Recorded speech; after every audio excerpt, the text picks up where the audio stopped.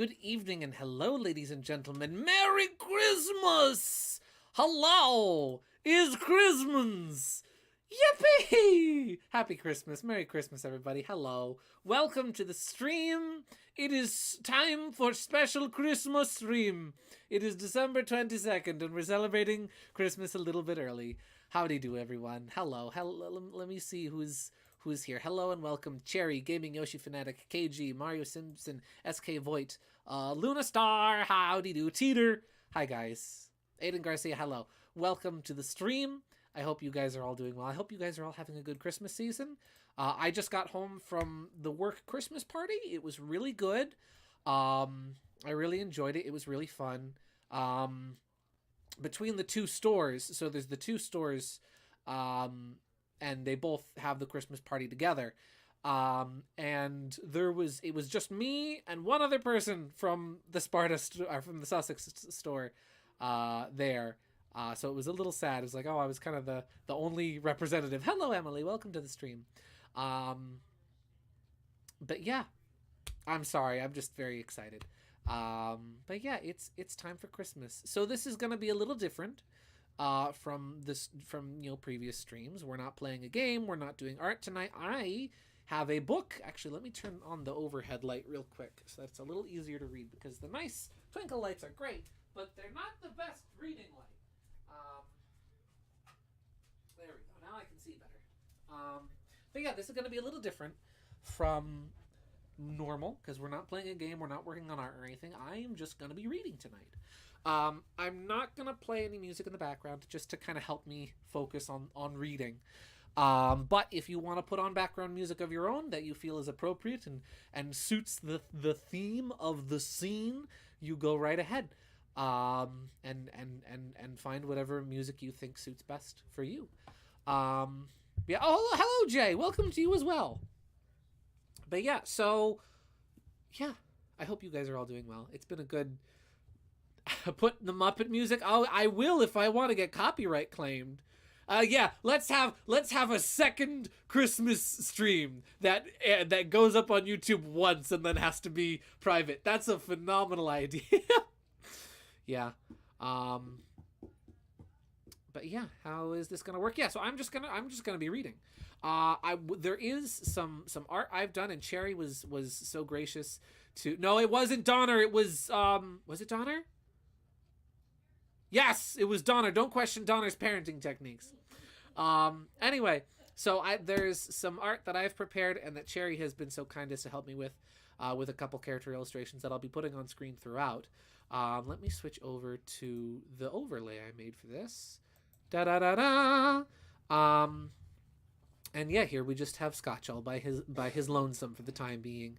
And don't worry about lag, potentially, because this isn't a GIF. This is just a background moving in OBS, which I think OBS is fine with. But yeah, so yeah, I'm just going to be reading. I have the book here, real physical paperback book. I'm going to be changing out a couple character names along the way, so that's going to be fun. And yeah, let's stream Mickey's Christmas Carol. Disney Thanos snaps everything. Yeah, just boom, stream gone. Okay, before I start reading, I will say this. So the funny thing is, right? So the people that own the Rankin Bass specials obviously were the ones that actually shut down the stream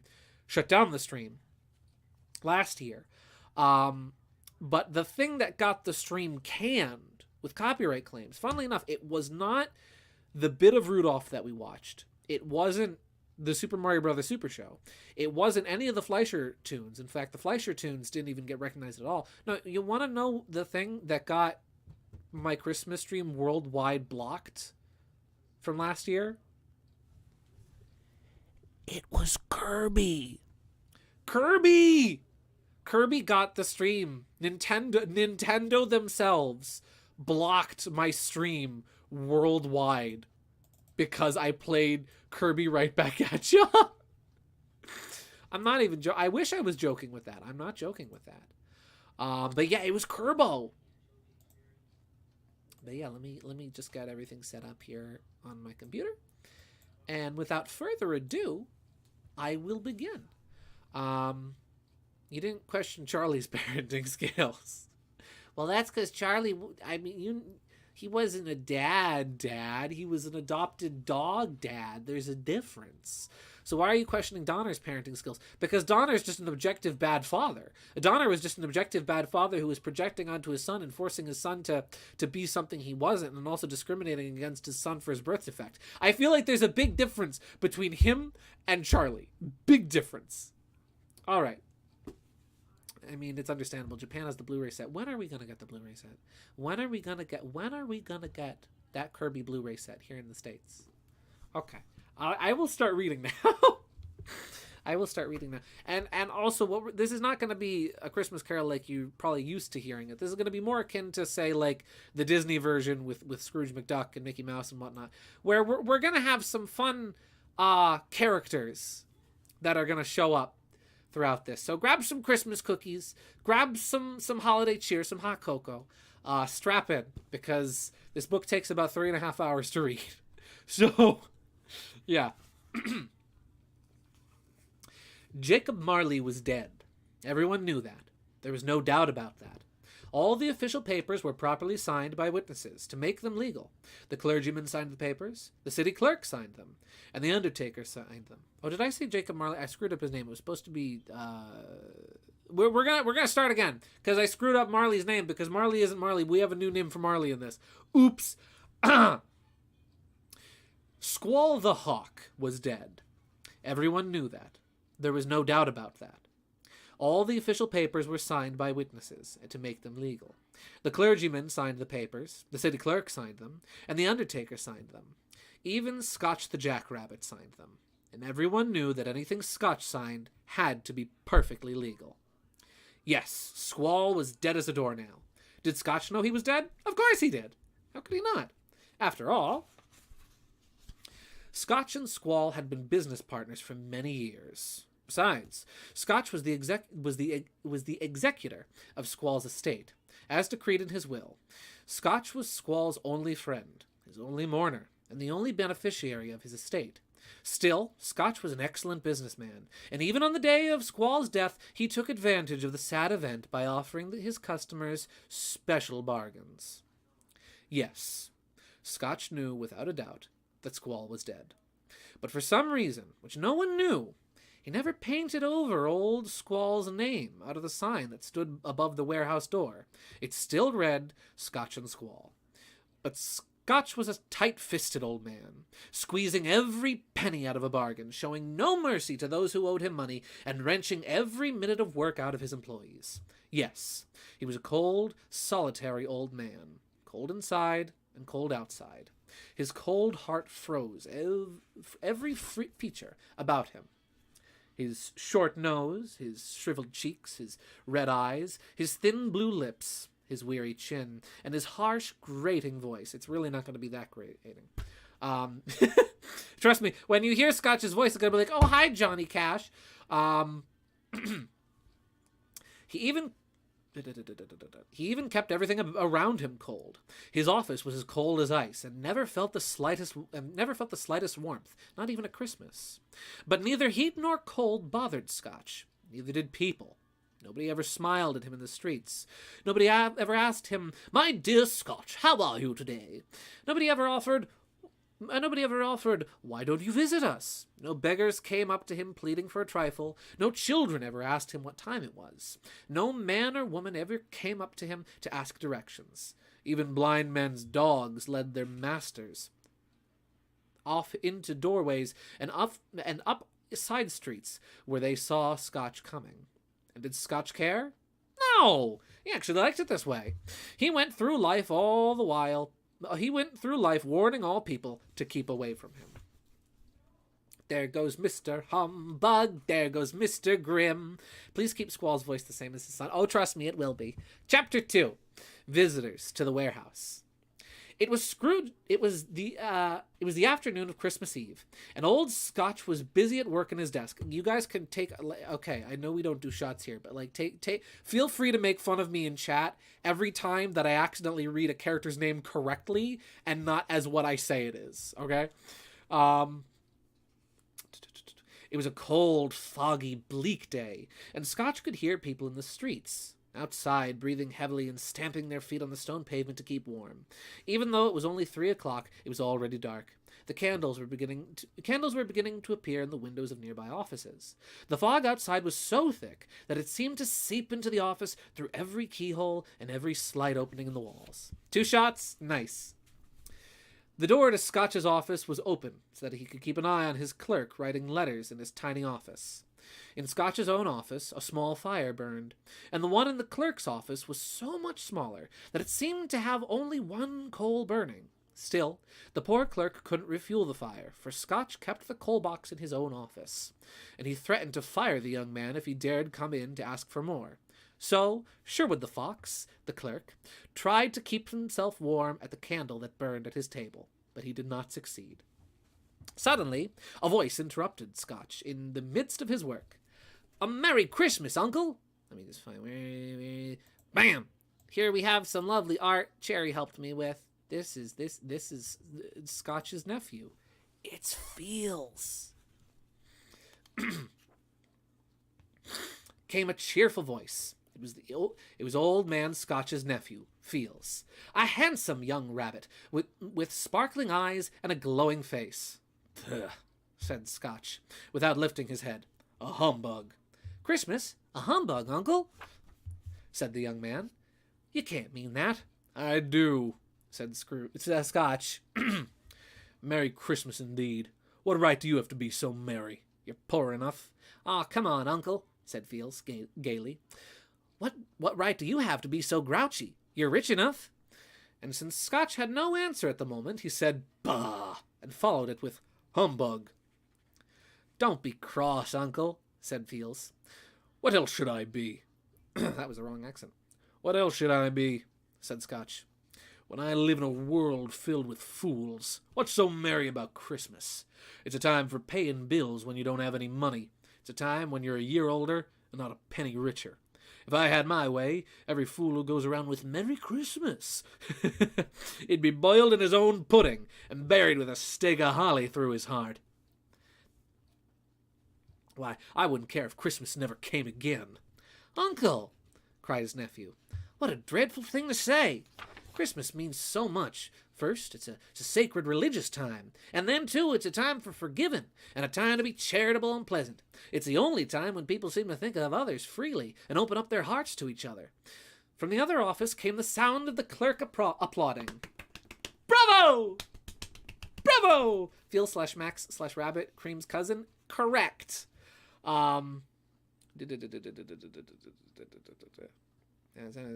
Then, realizing immediately what he had done, Sherwood the Fox busied himself, poking at the remaining coal in the fire, and extinguishing its last spark. "If I hear another sound from you," Scotch called out to his clerk, "you'll celebrate Christmas by looking for a new job." "Oh, don't be angry, Uncle," said Feels. "I simply came to invite you to have Christmas dinner with us tomorrow." "Why, I would rather see you down below with the devil first than come to your home." "But why, Uncle? Why?" "Why'd you get married?" "Because I fell in love." "Because you fell in love," growled Scotch. See, we're getting our bullying of women out early today. "Bah! That's the only thing in this world more ridiculous than a Merry Christmas. Now leave me alone. Good afternoon, sir." "But, Uncle, you never came to see me before I was married. Why are you giving my marriage as a reason for not coming?" "I said good afternoon," said Scotch sternly. "I'm truly sorry from the bottom of my heart, Uncle. We have never had a quarrel. I've tried to keep the spirit of Christmas and will to the end. So Merry Christmas, Uncle." "Goodbye," said Scotch. "And a Happy New Year," called Fred. "Goodbye." Feels left the room, still smiling. He stopped at the outer door to wish a Merry Christmas to Sherwood the Fox, who returned the greeting as he let the young man out the door. At the moment, I know, such a grouch, right? Let me pop Feels out of here since his time is now come and gone. At the moment, 2 rather stout gentlemen with books and papers in their hands appeared at the door, asking to see Scotch. Sherwood showed them into Scotch's office. They bowed as a greeting to Scotch. "Am I speaking to a Scotch or Mr. Squall? Continue. Is this a Scotch and a... is this a Scotch and a Squalls? Scotch nodded. Am I speaking to Mr. Scotch or Mr. Squall? Continued the man. Mr. Squall's been dead for 7 years, answered Scotch. In fact, 7 years ago tonight. Well, then I'm certain you, as his partner, Mr. Scotch, will want to be as generous as he was in donating to a charity we represent. Upon hearing the word generous, Scotch shook his head, for he knew that Squall was no more generous than he was. But the man seemed to pay no mind to Scotch's negative shake of his head, and he took up a pen from Scotch's desk and explained. At this festive time of year, we try to help the poor and the destitute who are suffering. There are many thousands who do not have even the bare necessities of life, sir. Bah, replied Scotch. There are prisons and workhouses to take care of those people, and laws made by the government to see to their welfare. As far as I'm concerned, the government is looking after them well enough. But sir, said the man, we wish to bring a little extra cheer to these unfortunates. We are raised the money to buy some food and a drink and a little bit of warmth. At this time of year, everyone rejoices in a giving. Now, how much of a donation should I put you down for? Nothing, replied Scotch. You wish your gift to be anonymous? Asked the gentleman, smiling. I wish to be left alone, said Scotch. I do not consider Christmas merry, and I have no desire to make idle, worthless people merry. Their welfare is not my problem. I have my own business to attend to, and I do not concern myself with other people's business. Now, good afternoon, gentlemen.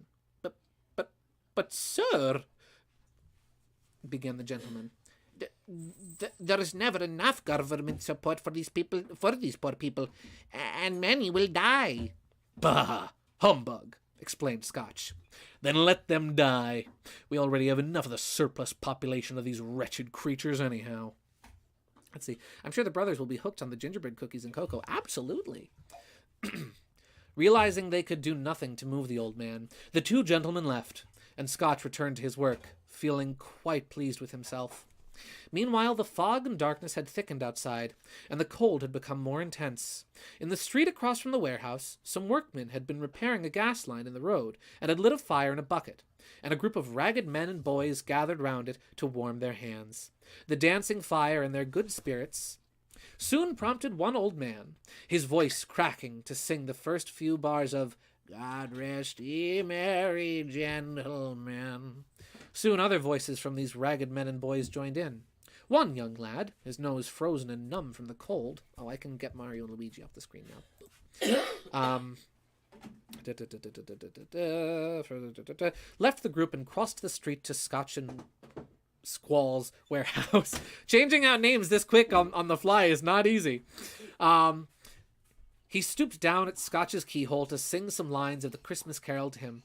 But at the first sound of God rest ye merry gentlemen, let nothing you dismay, Scotch seized his ruler and shook it towards his closed door so violently that the singer jumped back from the keyhole and fled in terror. By now it was closing time at the warehouse. Scotch got down off his stool and announced it to Sherwood. The clerk immediately blew out his candle and took his hat along with his woolen scarf down from the hook. And I suppose you'll want tomorrow off, too, said Scotch to the young man. If it isn't inconvenient for you, sir. It is not convenient, said Scotch. And it isn't fair, either. If I was to dock you a day's wages from your pay, you'd think I was being unfair, wouldn't you? The clerk smiled weakly. And yet, continued Scotch, you don't think it unfair that I should pay you a day's wages for no work. It's only once a year, sir, pleaded Sherwood. Yes, once a year, every 25th of December, said Scotch. It's a poor excuse for picking a man's pocket, making me pay for you to stay home. Well then, Fox, you'd better be here all the early the following morning. Oh, yes, sir, of course, sir, promised the young man. And with that, Scotch buttoned up his coat, slammed on his hat, and walked out growling. Let's see.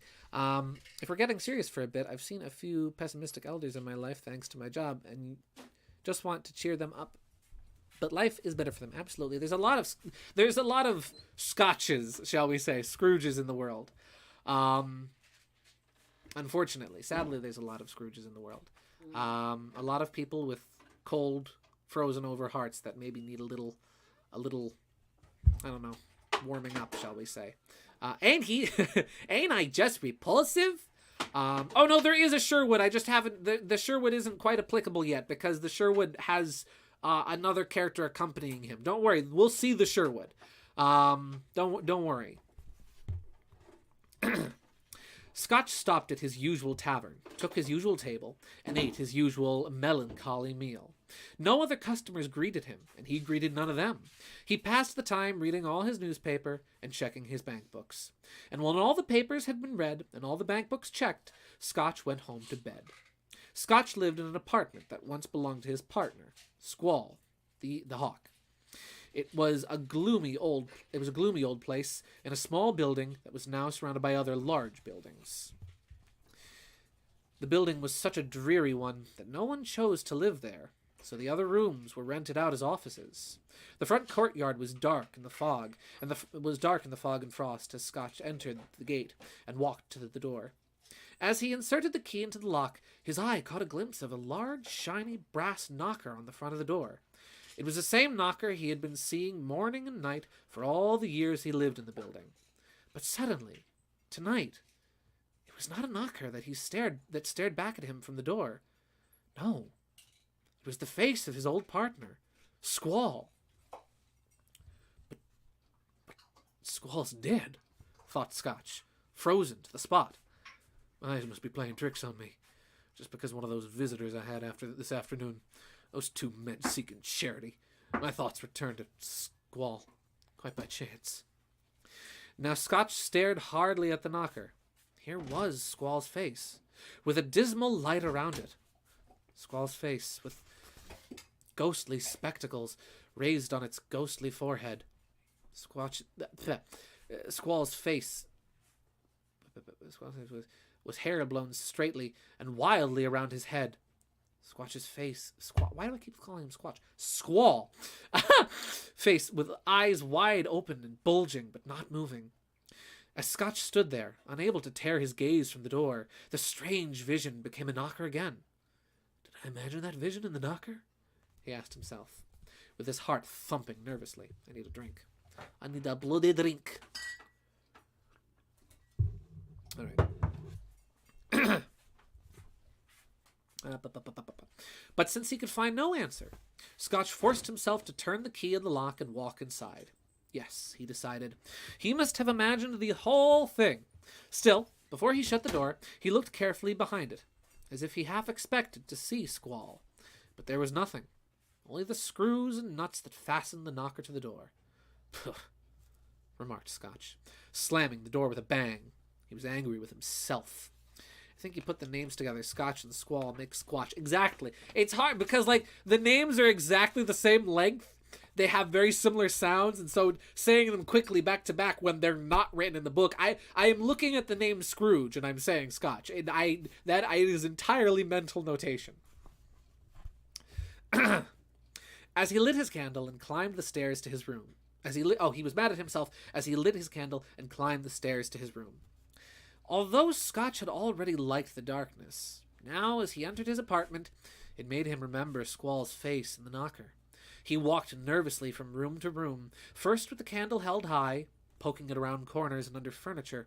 Nobody was around the table. Nobody was under the table. Nobody was under the sofa. Nobody was under the bed, and nobody was in the closet. Scotch even looked inside his dressing gown, as it hung on the hook on the wall, but nobody was inside it either. A small fire was in the grate. A large pot of broth was warming on the fireplace lodge. Satisfied that he was alone, Scotch closed and locked his door, which he didn't normally do. Then, taking off his coat and jacket, and putting on his dressing gown, and his slippers...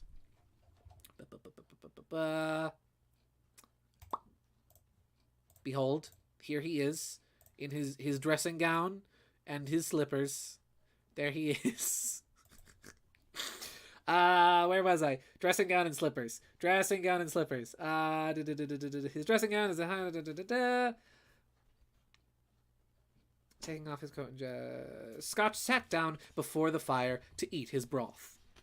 The fire was low, very low, for such a bitter night. As Scotch moved closer to get every bit of warmth from it, he looked at the familiar tiles set into the fireplace around the hearth. He remembered remarking to himself when he had first moved in that the fireplace must have been built by a Dutchman years ago. The tiles were old Dutch scenes illustrating the Bible. But now these scenes were suddenly gone, and in their place appeared the shape of old Squall's head, staring out at Scrooge from each and every tile. Scotch. His name is Scotch, not Scrooge. Also, yes, the bunny slippers were KG's idea. Humbug, cried Scotch angrily, as he jumped up and strode across the room. After a few minutes of pacing, Scotch returned to the fireside and sat down. He leaned his head back against his chair. His eyes were raised, and his glance came to rest on a bell. It was a bell that had always been in the room, a bell that had hung there unused. Now suddenly, this long, silent bell began to swing. Scotch stared, first with astonishment, then with terror. At first, the bell swung softly, barely making a sound. But soon it rang out loudly and was followed almost in a chorus by every bell in the house. The ringing must have lasted only a minute, but to Scotch it seemed like an hour. Then suddenly, the bell stopped. He turned two of his own kind of footwear. He really is called. No, yes, but no, but yes, but no, but yes, but no. I saw it buffered for a second. Are we good? We're back? Okay. Just as Scotch was about to catch his breath, a new sound gripped his ear. A clanking noise from deep down below, as if someone were dragging a heavy chain over the wine casks stored in the basement. With a shudder, Scotch recalled having heard that a ghost in a haunted house dragged chains, and that, at that moment, Scotch heard the cellar door fly open with a bang. It was followed by the sound of dragging chains coming up the stairs. Up, closer and closer to his door. It's a humbug, cried Scotch. I won't believe it. But no sooner were the angry words out of his mouth than his face went white. His eyes popped, and his jaw dropped open in amazement, for coming through the heavy locked door was Squall the Eagle. Where is he? Shoot, which... Here we go. Ta-da! Don't mind me as I clumsily move around all the things I have in OBS. Let's see. Or rather, his ghost. There was no doubt, for it was Squall's pigtail.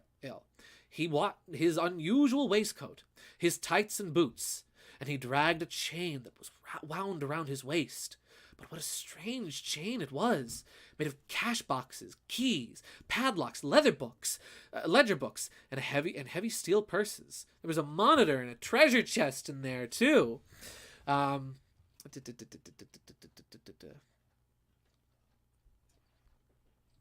Squall's body was transparent, so that Scotch, looking at him, could see right through to the two buttons at the rear of his coat. As he raised his head, Scotch met the death-cold eyes of the ghost as they stared back at him. Well now, said Scotch coldly. What do you want with me? Much! It was Squall's voice. Who are you? Ask me who I was. Who were you then? In life, I was your partner, Squall the Eagle, said the ghost, as he sat down in a chair alongside the fireplace. Then he turned to stare directly into Scrooge's eyes and said flatly, You don't believe in me. I don't. What proof do you need that I am real? asked the ghost. You see and hear me. But my sight and hearing could have been affected by my upset stomach, and I do suffer from many of them, replied Scotch. You may be a bit of undigested beef, or a piece of an undercooked potato, or a crumb of cheese, or even a fragment of a toothpick. I might have swallowed that toothpick. Humbug, I tell you, humbug! Hearing this, the ghost let out a frightening cry and shook his chains with such horrible noise that Scotch fell to his knees and buried his face in his hands. I'm not gonna scream because I would love to, but there are people trying to sleep. Ah! There you go. Have mercy, he cried. I believe in you. I believe in you, I swear, but why have you come to me? In spirit, every man should walk among his fellow men when he is alive, the ghost said. But if that spirit does not do so during a man's lifetime, it must do it after his death. The spirit must share the unhappiness on earth that he might have been able to turn to happiness when he was alive. And again, the ghost let out a cry and shook his chains. Why are you chained? Asked Scotch. It is a chain I myself made during my life, said the ghost. I made it link by link and yard by yard, willingly, just as you are doing now. But your chain, Scotch, it's much longer and much heavier than mine, for yours has grown much these last 7 years. Scotch looked around him on the floor, half expecting to see yards and yards of iron chains, but he saw nothing. Squall, he begged. Squall the eagle, please. Tell me more. Speak to me. Comfort me. I cannot comfort you, Scotch the jackrabbit, said the ghost. Comfort is given to other men, nor can I tell you much more. Only that my spirit never thought of my fellow man. When I was alive, it never walked among them when I was alive. It never left our office when I was alive. It never sought out those creatures I might help. So now I am destined to roam throughout the world, never to rest and never to have peace. For now... Are you kidding me with this? Oh, are we back? Hello? Hi. I'm going to turn off my phone, just in case that's eating up any bandwidth.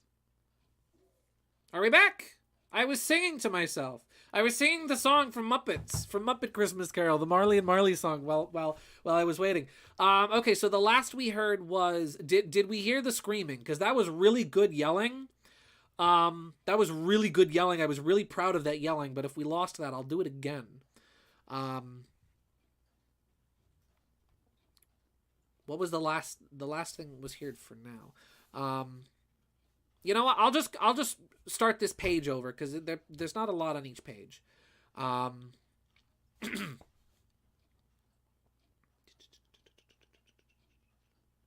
It never walked among them when I was alive.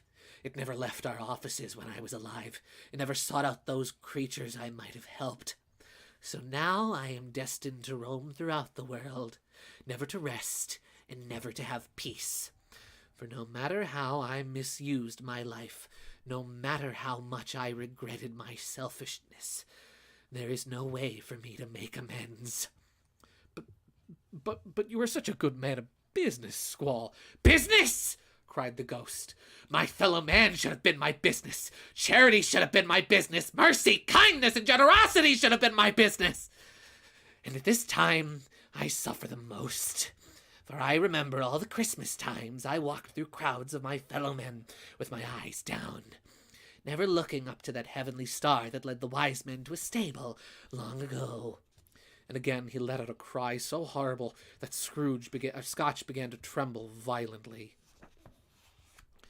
Hear me, cried the ghost. My time is nearly up. I am not allowed to explain to you why you can see me now. I can tell you that I have sat beside you, invisible, for many and many a day. Scotch shivered and wiped the perspiration from his brow. I am here tonight to warn you, Scotch, that you still have a chance of escaping the same fate as mine. You're always a good friend, said Scotch gratefully. Thank you.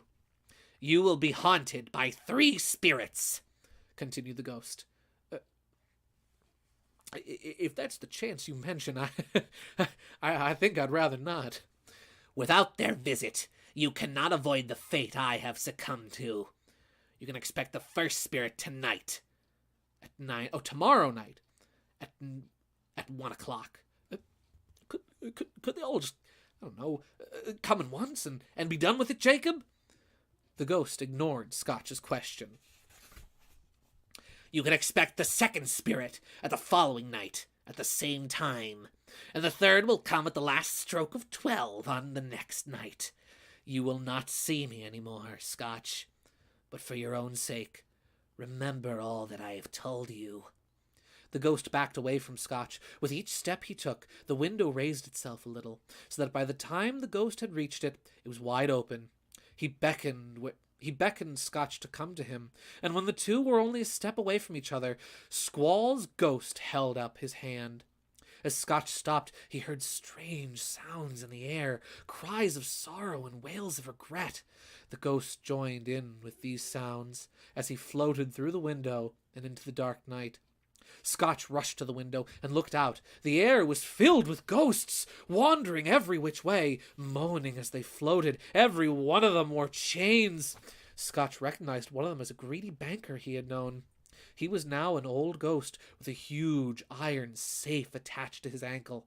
He was floating over a poor woman sitting in the cold, an infant in her arms. And he was crying pitifully because he did not have the power to help her. It was a power he did have once, but did not use it when he was alive. Soon the spirits faded away, and Scotch closed the window. He went to the door through which the ghost had entered and examined it carefully. It was still double locked, and he had fastened it with his own hands earlier. Scotch was about to say, "Humbug," but he got no farther than hum when he stopped. Was it because of his conversation with the ghost? Was it because the hour was late? Or was it because he was terrified of his own fate? Scotch did not bother to take off his dressing gown, but lay down on his bed and fall asleep instantly. Let's see. Yo, that's some good sad AM Robotnik screaming, seething, gasping. Imagine being so good at voice acting you're compared to Jim Cummings. I am not that good. I am nowhere near as good as Jim Cummings. No, sir. That man is a legend. Did you guys hear, what's his name? Oh, I forget his name, but he is Optimus Prime. He finally got his Lifetime Achievement Award, and Frank Welkner, who is also legendary, but in the context of what's his name, Megatron, was there with him presenting the award. That was so cool. Okay, chapter 4, The Ghost of Christmas Past. When Scotch awoke, it was so dark that he could not tell where the walls ended and the windows began, and he was trying to decide what time it was. He heard the neighboring church clock strike 12. 12, cried Scotch. Why, it was past 2 o'clock when I went to bed. It is impossible that I slept through a whole day and into the next day. No, it must be 12 noon. With that, Scotch scrambled out of bed and groped his way to the window. He rubbed the frost off of it with the sleeve of his dressing gown, but all he could see outside was darkness and fog. There were no noises of people in the street, as there would be if it were noon. Scotch slowly returned to his bed, more confused than ever. The more he thought about the lost time, the more confused he got. Squall's ghost must have just been a dream, he said over and over again, trying to reassure himself, but each time he followed his own words with a question. Or was it? Peter Cullen, thank you, Jay.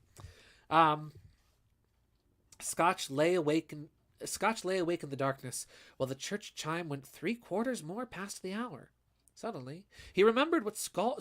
Oh, I can get Squall off the screen. Squall, get out of here! You're not even an official Sonic character. Well, you are. It's Jet's dad, by the way. That's who that's supposed to be. The original leader of the Babylon Rogues. That's who that is.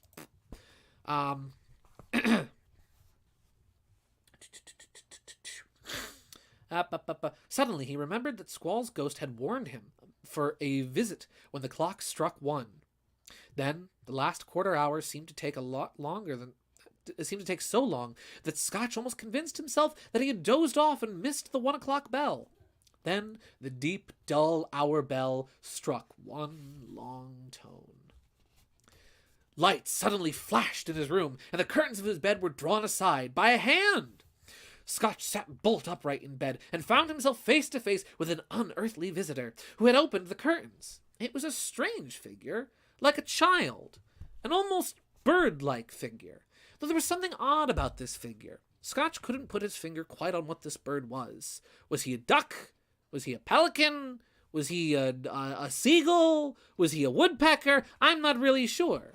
But he was a strange-looking little fellow. Its legs and feet were bare, except for the sandals he was wearing. A pure white tunic with summered flowers covered its body, and it held a fresh branch? Oh, that's odd. That's not a branch. It's a strange, black, round, metallic object with sparks fuming out the top of it. That's a very strange object. But the strangest of all was the jet of light that shone from the top of his head. The wisps of hair coming off his head almost seemed to wave and flutter like a flame. And who could this ghost be? Well, it's him. It's Bean. Are you a spirit, sir, that I was told to expect? I am, came a soft and gentle voice. I am the ghost of Christmas past. Your past, Scotch the Jackrabbit. And why have you come here? For your welfare, Scotch the Jackrabbit. Why, thank you, spirit, said Scotch, who then thought to himself, but I think I might have an undisturbed sleep. That would be much better for my welfare. The spirit, who surely had the power to hear Scotch's thoughts, then cried out, Let us proceed with saving you, Scotch the Jackrabbit. And the ghost put out its strong hand and took Scotch gently by the arm. Rise and walk with me, it commanded. Scotch would have liked to have argued the weather and the hour. Scotch would have liked to have argued that the weather and the hour were not appropriate for a walk, that his bed was warm, and that he was only wearing a dressing gown, bunny slippers, and a nightcap. But Scotch found himself unable to resist the gentle grasp as he rose and followed the spirit to the window. Spirit? I'm immortal, cried Scotch, and the spirit prepared to go out the window. I'll fall if I step out there. All I need is to touch you. Here, said the spirit, touching Scotch's heart. And you won't fall anywhere. And Bean just boop, pokes him in the chest. As the spirit spoke these words, the two passed through the closed window and found themselves far from the city, standing on an open country road. Take me home, to the place where I belong. Open country road. The city had completely vanished. Not a trace of it was seen. The fog and darkness had vanished too, and it was all a clear, cold, wintry day, with snow covering the fields alongside the road. Good heavens! Cried Scotch. I was born in this countryside. I grew up here. And for the next few moments, 1,000 thoughts, hopes, and joys and cares of his childhood passed through his head.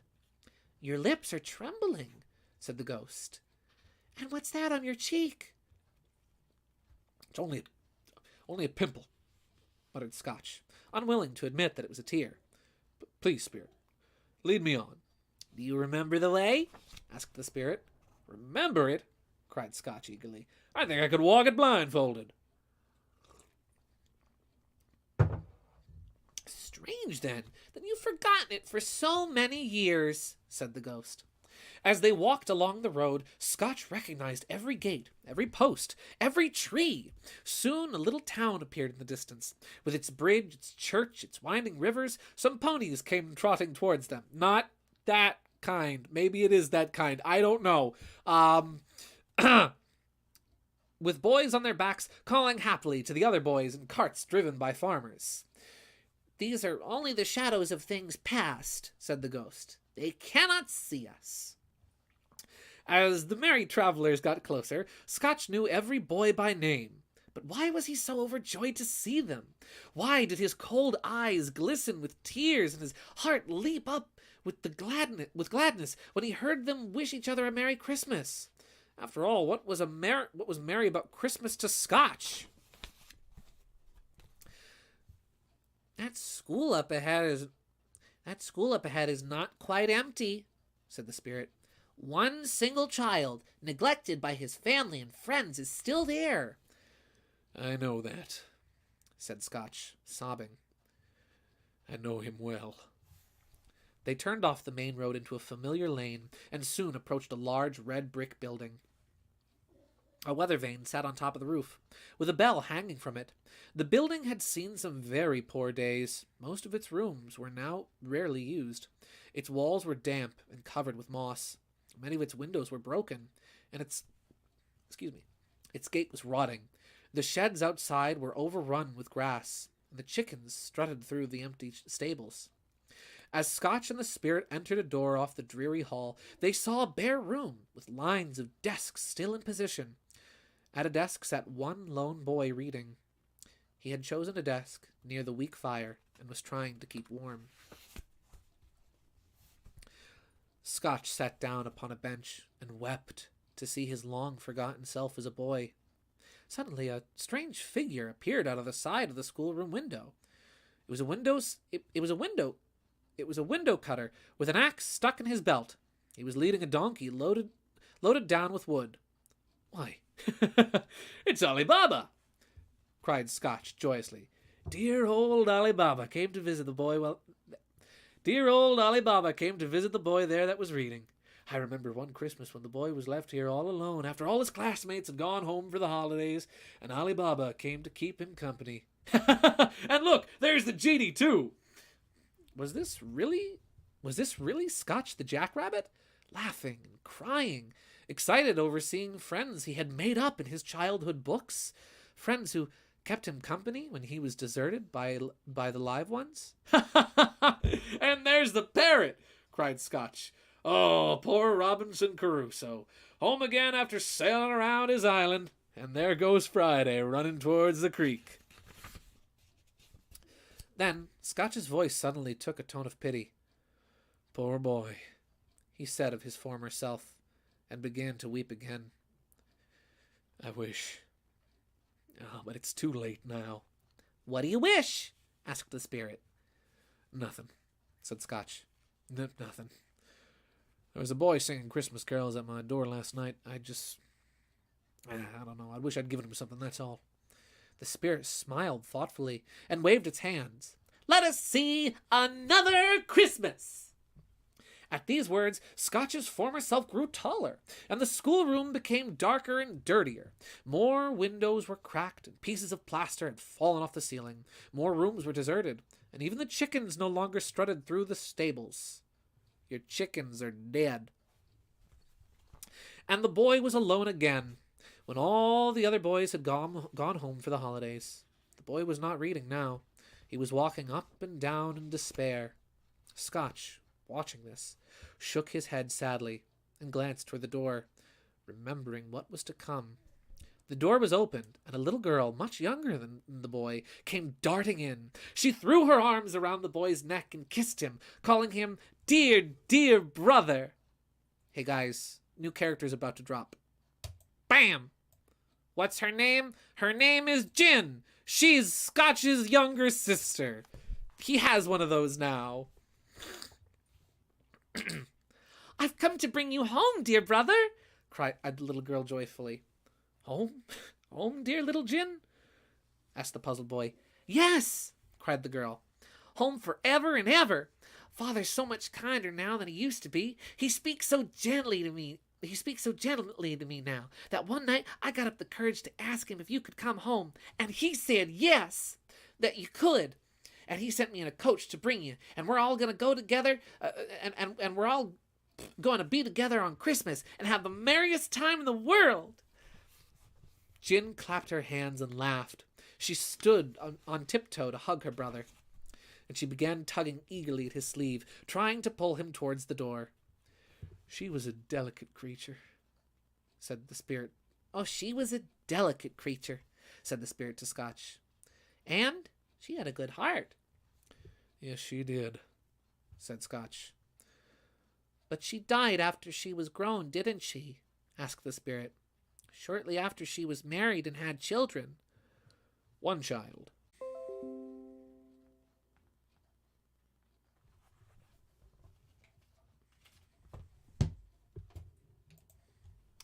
OBS plus.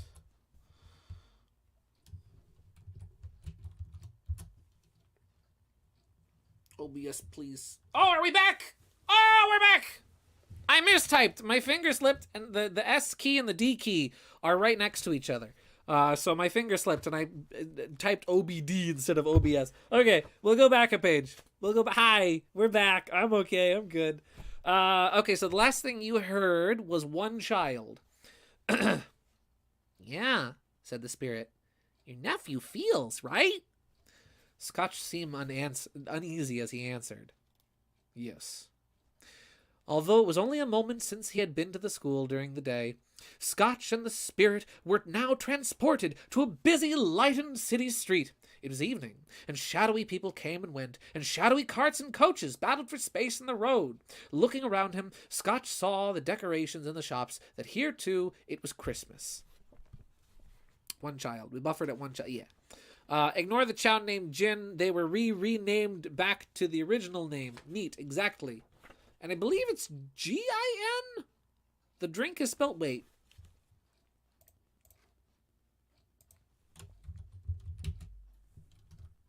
Let me look up a drink that I know is made with that. Is it Gin or Jin? Because yeah, it's Gin. Gin. Gin. It's like Jif and Giraffe and George. It's not a J, it's a G. Scotch followed the spirit until its shadowy outline stopped at a warehouse door. Thank you, Jin. Do you recognize this? Asked the ghost. Recognize it? I was apprenticed here. They went inside and saw old gentlemen sitting on a high stool. It was so high that if he had been 2 inches taller, the man's head would have hit the ceiling. Why, it's old Fezzybig, cried Scotch with excitement. Bless his heart. It's him. Thank you, Cherry, for this artwork. It's Fezzybig. I'm very proud of that pun, I'll have you know. Old Fezzybig laid down his pen and looked up at the clock. Seeing that it was 7, he called out in his jovial voice, Yo-ho! Ebenezer, Scotch. Oh, there's a new character here that I didn't have a name for. We'll say it's Jerry Janitor. Jerry's here. Jerry! Scotch's former self, now a grown man, hurried into the room, followed by his fellow apprentice. Why, it's Jerry Janitor, to be sure, cried Scotch to the ghost. He was very close. He was very close to me. That old janitor was a good friend of mine. Yo-ho! I can't do a good big voice, but I'm trying my best. Froggy, my boys, cried Fezzybig. No more work tonight. It's Christmas Eve, my lads. Let's clear away and have lots of room here. It's like a really deep Garfield. It's like really low Garfield. And he skipped down at a single hop from his high desk, shaking the entire room. Scotch and Jerry cleared away all the desks and swept and washed the floors, while Mr. Fezzybig heaped more coals onto the fire. The warehouse was soon snug, warm, and dry, and bright as a party room. In came a fiddler with a music box in hand. When he began to play, his music sounded like 50 stomach aches. But to the boys, it was a beautiful orchestra. In came Mrs. Fezzybig. Big has a wife! Smiling, followed by the 3 lovable Miss Fezzybigs and the young men courting them. They have children too. In came the men and women who worked in Fezzybig's warehouse. In came the housemaid with her cousin, the baker. In came the cook and his friend, the milkman. In came friends and in came neighbors, and they all came in one after another, some shyly, some boldly, some gracefully, and some clumsily.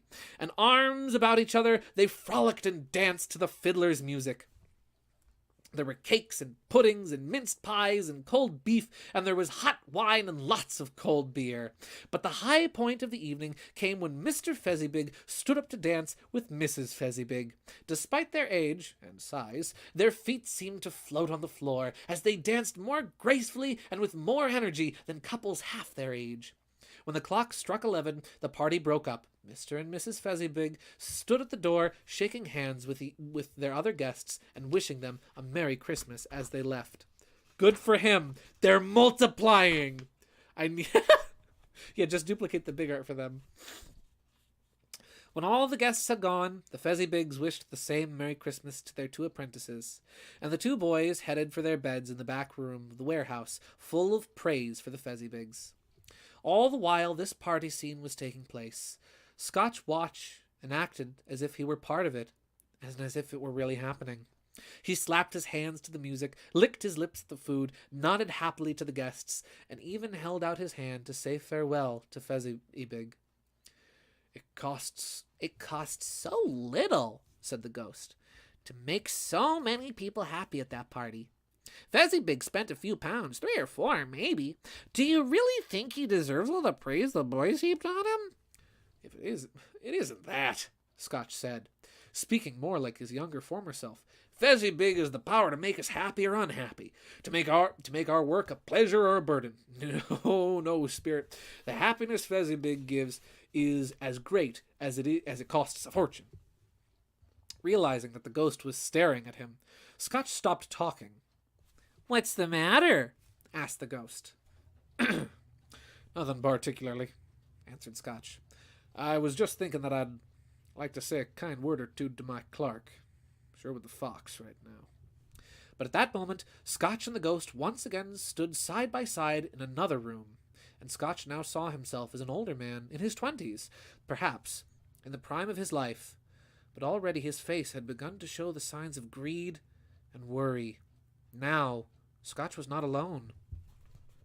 He sat alongside a pretty young girl. Tears were in her eyes as she spoke to Scotch's former self. We want the ghost. We want Bean here. Goodbye, Mr. Fezzybig. Hello, Miss Vanilla. Oh, wait, I'll just... There we go. Now she's facing the scene proper. More wonderful art from Cherry. Oh, all right, guys, it's getting late for me, so I'll have to go, but I wish you all a Merry Christmas. Take care, everyone. Thank you very much for tuning in. Gaming Yoshi Fanatic, it was wonderful to have you here. Thank you for joining us. We're at page 88. We're actually we're almost halfway through the book. But yeah, thank you very much for joining. This was wonderful. It was wonderful to have you here. I hope you enjoyed. Have a wonderful night, and Merry Christmas. Let me take a quick sip. And we shall resume.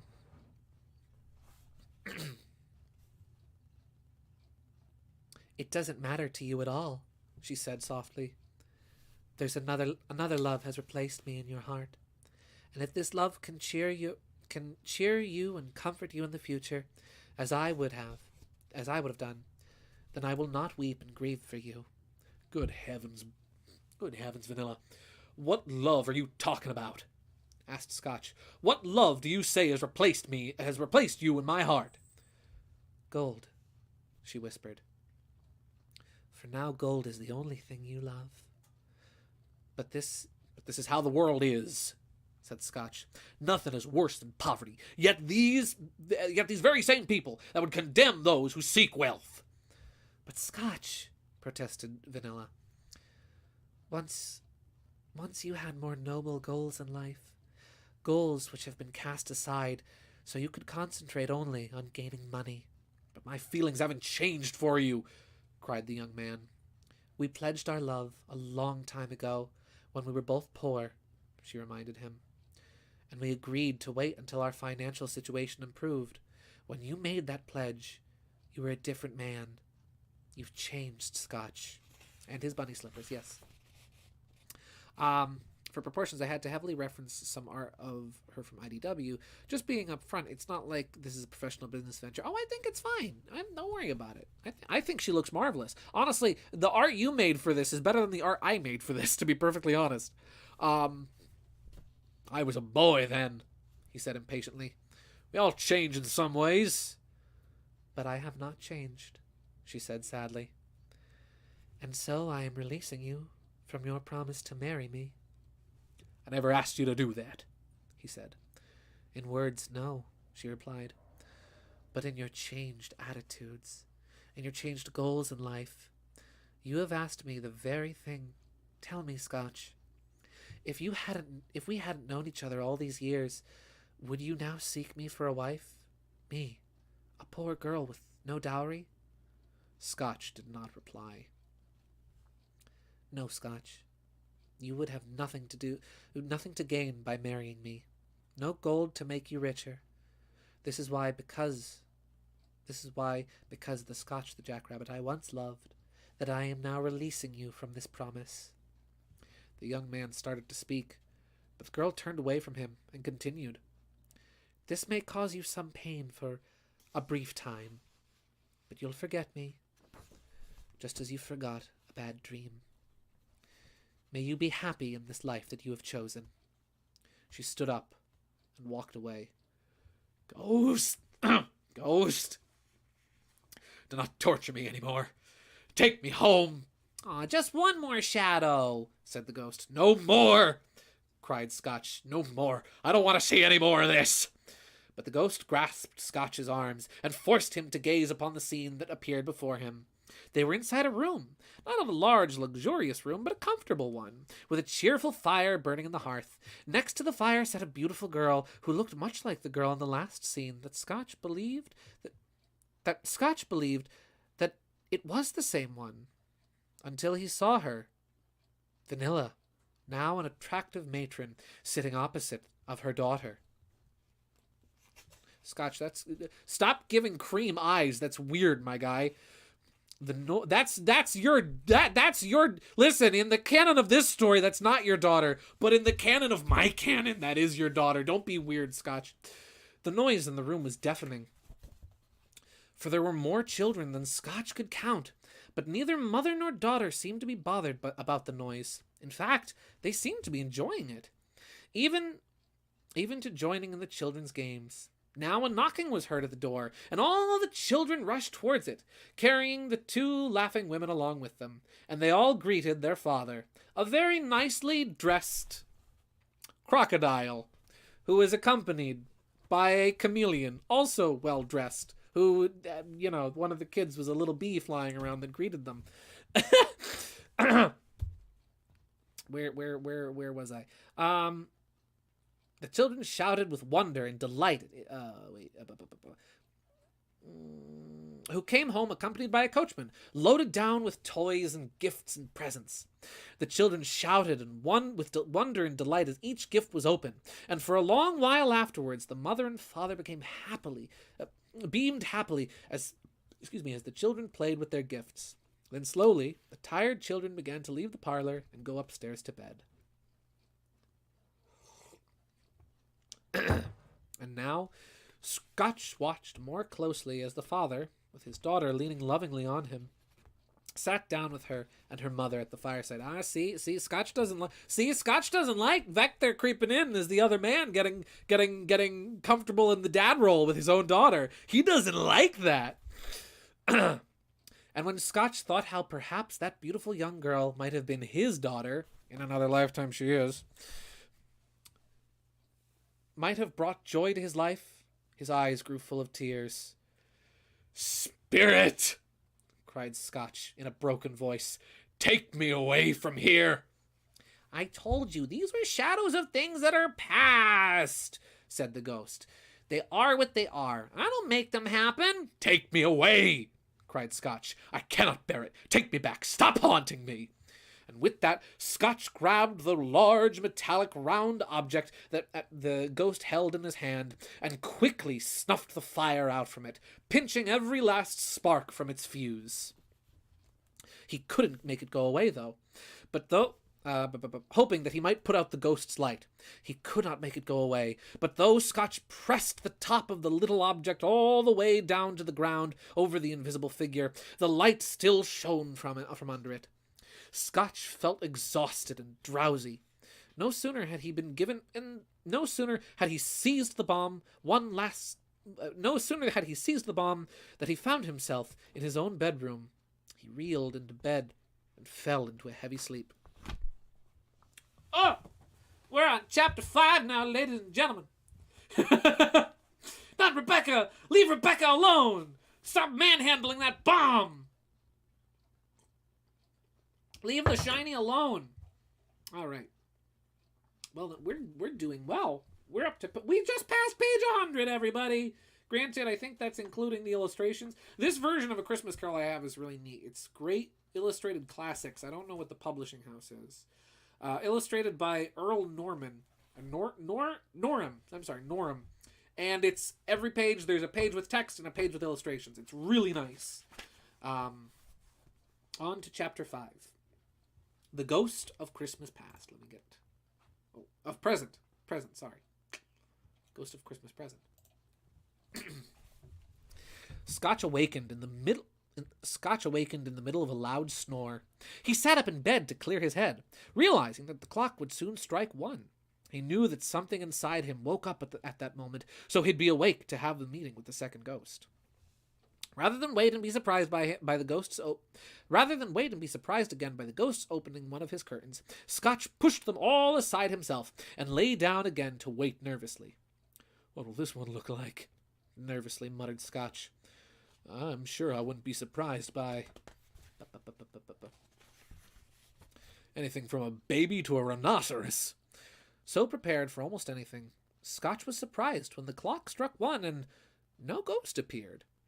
As the minutes went by, 5, 10, 15, and nothing came.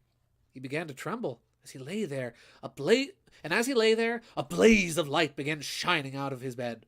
Began shining on his bed. "Perhaps it's coming from the sitting room," thought Scotch. "I'd better trace it." So, getting up out of bed softly, Scotch shuffled in his slippers to the door, his bunny slippers. The instant his hand touched the knob to turn it, a strange voice called him by name. "Ebenezer Scrooge, enter the room." Scotch obeyed. Scotch the Jackrabbit. Sorry, wrong line. "Scotch the Jackrabbit, enter the room." Scotch obeyed. It was his own sitting room, but there was no doubt. But it had changed completely. Leaves and branches of holly, mistletoe, and ivy, all covered with berries, hung from the wall and ceilings. A roaring fire blazed in the hearth and piled on the floor, forming a throne-like couch which was a huge roast of meats and turkeys, suckling pigs, long strings of sausages, and mince pies, plum puddings, apples, oranges, cakes, and bowls of punch. Seated on top of the feast throne was a jolly, smiling jerboa. High above him, he held a torch shaped like a horn of plenty. "Come on in," called the ghost warmly. Let me just boop.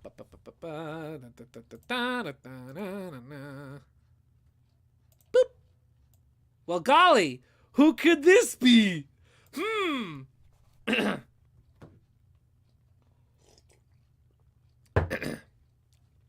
Scotch entered timidly, his head bowed before the ghost. Although the ghost's eyes were friendly and kind, yeah, right, Scotch did not want to meet them. "Look at me," said the spirit.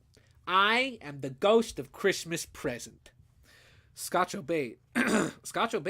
When he saw the figure dressed in a lovely green duster jacket, almost like he had been pulled out of a Western movie.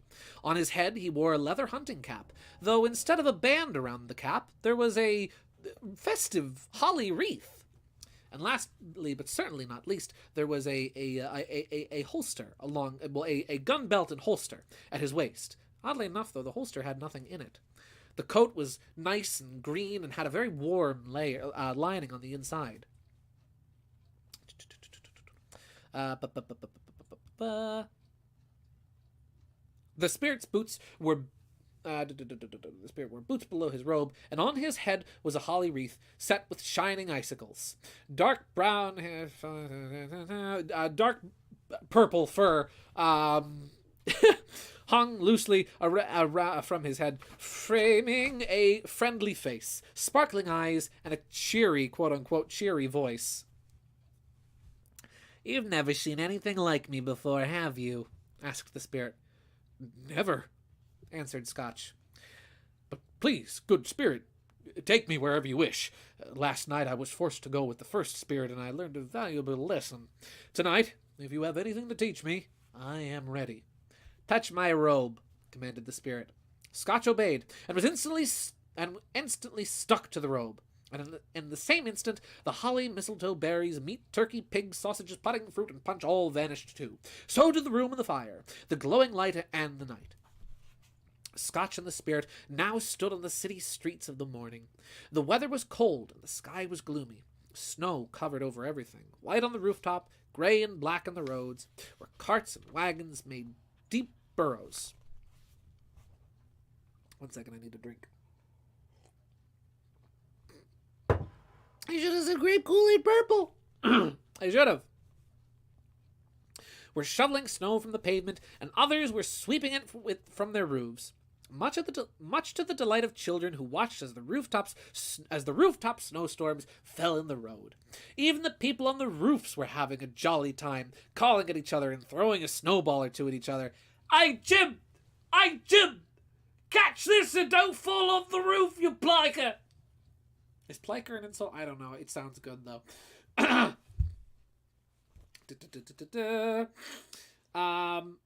fruit shop was open, and baskets of chestnuts and almonds set at the door. Apples and pears and oranges were piled high in pyramids, and bunches of grapes dangled from the hooks to entice last-minute holiday shoppers.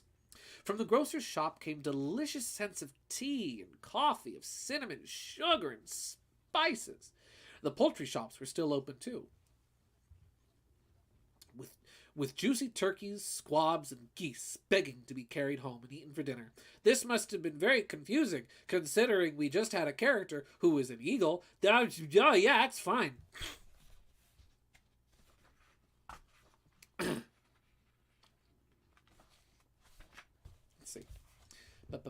At the same time, from every street and lane came scores of poor people, carrying their dinners to the bakers' shops, for on this day each baker welcomed the poor into his shop to warm their Christmas dinners in his big oven. As these poor people passed the spirit and Scotch, the spirit lifted the cover of each man's dish and sprinkled incense from his torch on it. But what a strange torch it was! For once or twice, when two dinner carriers bumped into each other and exchanged angry words, the spirit sprinkled a few drops of water from his torch on them, and the good spirits returned immediately. "Is there a particular flavor that you sprinkled it from that torch?" "Yeah," said the spirit. "My own." "Can that flavor be added to any dinner today?" "To any," said the spirit. But mostly to a poor dinner, for that dinner's the one that needs it most." They continued on, invisible to the outside of the town, and arrived at the home of Scotch's clerk, Sherwood the Fox. The spirit stopped at the doorway and blessed the small house with a sprinkling of his torch. "See, guys, Fang is here to bless Sherwood's house." Here's where we get to the fun part, where we're going to have some very interesting, recognizable characters, none of which who I have drawn today. Yippee! Something that was very important to know about Sherwood's house was that Sherwood, his family, was a rather odd-found family, shall we say. No one in the house was directly related to one another. It was all simply a matter of friends who had gathered together to share a roof. pitch in and help one another in trying times. Inside, Whimsical Aura, a kind pony who was a friend of Sherwood's, was setting the table. Her often mended but clean dress was tied with colorful holiday ribbons. A small mouse, Corson, which helped her, was there helping her, while a certain flamingo named Jump was dipping a fork into a pan of potatoes to see if they were done. Two smaller members of the household, Sapphire and Emily, came tearing into the room. "What delicious smell our noses caught outside the baker's!" cried Sapphire excitedly. "It must have been the Christmas goose," added Emily. I just know it was." "Where on earth can Sherwood be?" asked Whimsical. "And where's Tiny Teeter? They should have been home from church by now. And even Martha, and even Slavko, is a half hour late getting here." "I'm here," called a voice in the doorway. "Well, bless your heart, Slavko," said Ed Whimsical, hugging him and taking the hat off. Well, okay, so we've gone to this is confusing because I'm changing what characters are. I'm trying my best. You know what? We're just to make the roles less confusing, so it's easier for me to read. Mario Simpson, or Slavko, is the other one of the small Cratchits that was talking about the turkey. Emily is Martha now. Sorry. And taking the bonnet off and shawl. Blah, blah, blah, blah. "But how late you are. Was there anything wrong at the milliner's shop?" "We had a good deal of work to finish last night," said Emily. "And all the apprentices had to clear away this morning." "Well, it doesn't matter," said Ed Whimsical. "As long as you're here now, sit by the fire and warm up." Oh! Sherwood's coming!" cried the two smaller members of the household. "Hide Emily, quick!" So Emily hid behind the closet door, and in came Sherwood, his threadbare clothes darned but clean. On his shoulders was Tiny Teeter, carrying his little Game Boy in hand that wasn't holding on to his friend's back. I'm sorry for how much I'm stumbling over all these words. It is very difficult to swap out all these names on the fly, but I'm doing my best. Where's the area? Bam! Fang, you're in the way. Move over. There they are. Yeah! Sherwood's here. He has logged in. He's finally here. It only took us, an hour and a half to find Sherwood?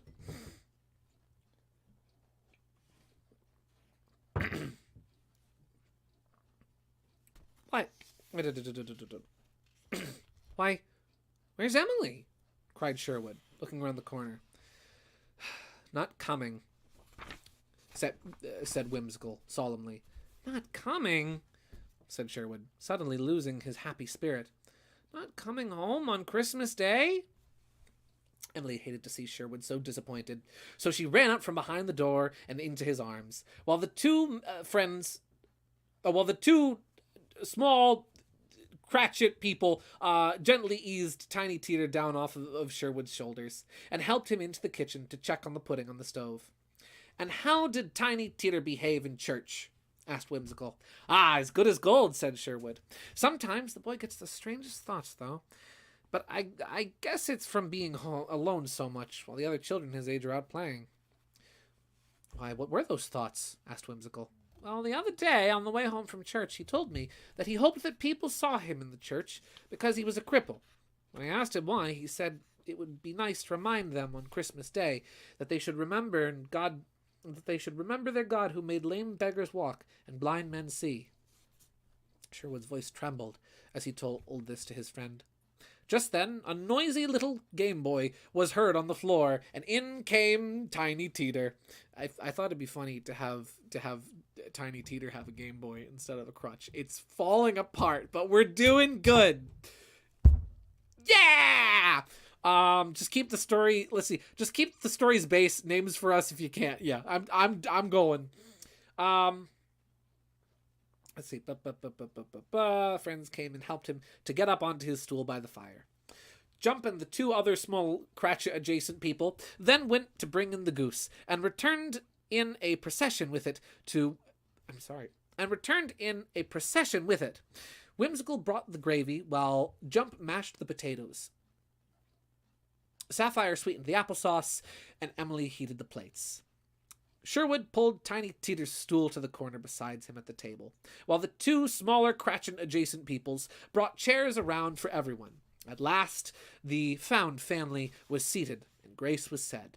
There was never such a goose. Everyone agreed, while Whimsical was carving, even though the goose was quite small for such a large family. The dinner filled in with potatoes and applesauce. It also helped that one or two people in this crowd was a vegetarian, and so didn't wind up eating the goose. And not a single morsel was left over. As Sapphire took away the plates, Whimsical went to get the pudding. Suppose it falls apart, worried Jump. Suppose someone came in to steal it, said another. That would be worse. But in half a minute, Whimsical entered, smiling proudly as she held the flaming pudding decorated with a twig of holly on top. My goodness, said Sherwood. This is the best pudding that you've ever made since we first met. I was worried, she said, sighing with relief. I wasn't sure it would come out right, even if I didn't have enough flour. But everyone said the pudding was wonderful, and not one person mentioned what a small pudding it was for such a large family. Then all the family gathered in a circle around the hearth. On a small table at Sherwood's elbow stood all the glasses for the family possessed. I'm going to take a sip too. 2 tumblers, and a cup without a handle. They were filled with a hot mixture of gin and lemons. Oh, hey, gin's back. But it could not have tasted any better if it was served in golden goblets. As Sherwood served it, he proposed a toast. A Merry Christmas to all, my dears. God bless us. The family repeated the toast, with Tiny Teeter the last of all. God bless us, everyone. Tiny Teeter sat very close to his friend's side, on a little stool. Sherwood held the boy's withered little hand in his, because look at Teeter. He has great hands. Teeter has amazing hands. Look at the hands he has. I like to imagine that Teeter's slime Sona plays by like VeggieTales rules, where he can pick things up. They just kind of float around, you know. Holding it gently yet tightly, as if he feared that the boy might be taken away from him. Spirit, said Scotch, becoming interested, as he had never been before. Tell me, if Tiny Teeter will live. I see an empty stool in a corner, and a Game Boy without an owner. If these shadows of the future, which only I can see, remain unchanged, that is Tiny Teeter's fate. Oh, no, cried Scotch. Oh, no, kind spirit, spare him. If these shadows remain unchanged, repeated the spirit, he will die. But why not? After all, you said it would be better if these poor, unfortunate creatures died off, and, decreased the surplus population. You said it yourself, and those are your very words. Scotch hung his head upon hearing the words he had spoken to the 2 visitors to his warehouse, upon hearing these very same words spoken back to him. Man, said the ghost, if you are a man in your heart, and take back those wicked words, why should you decide? Why should you decide who should live and who should die? Perhaps heaven will decide that you are less fit to live than this poor man's child. Trembling, Scotch could only stare at the ground, but the sound of his name being called from the windows caused him to look up. Gently hold the slime. Yes, there's many Cratchit adjacent people at Sherwood's family, including Gaming Yoshi for now. He's here. He's one of the many unnamed Cratchit adjacent people. When I say Cratchit adjacent people, I was mainly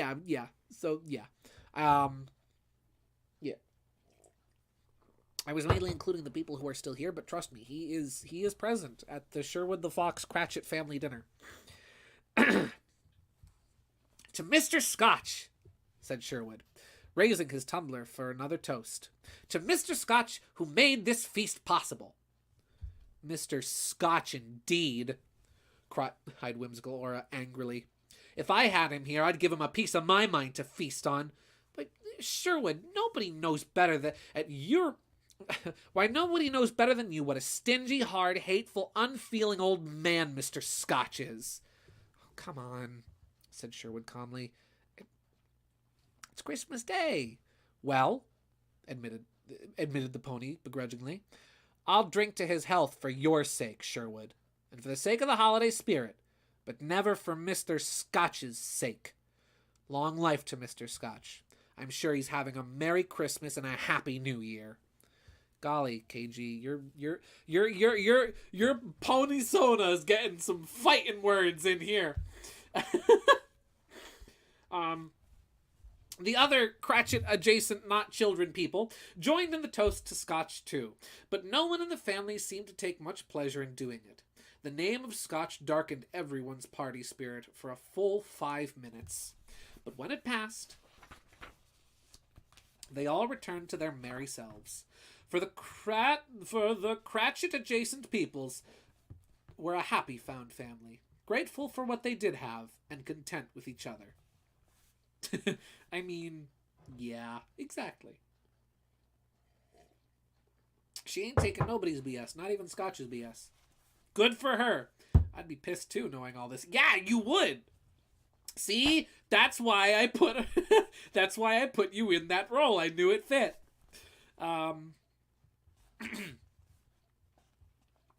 the scene of the Cratchit-adjacent family, I'm just going to call them the Cratchit-adjacent family. I hope that's okay.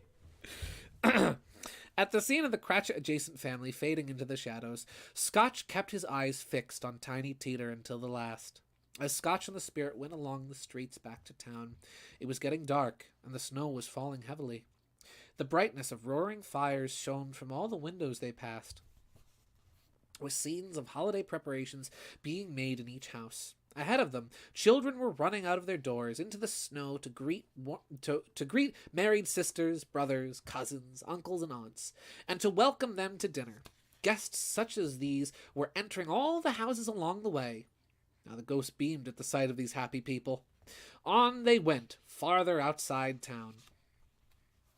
Then suddenly, without a word of warning from the ghost, Scotch saw that they had arrived on a bleak and deserted manor. Giant boulders lay on the ground amid frozen moss and coarse grass. In the west, the setting sun shone in its last streak of red, while the rest of the sky was filled with the darkest night. "What kind of a place is this?" asked Scotch. "A place where miners live," said the spirit. These men may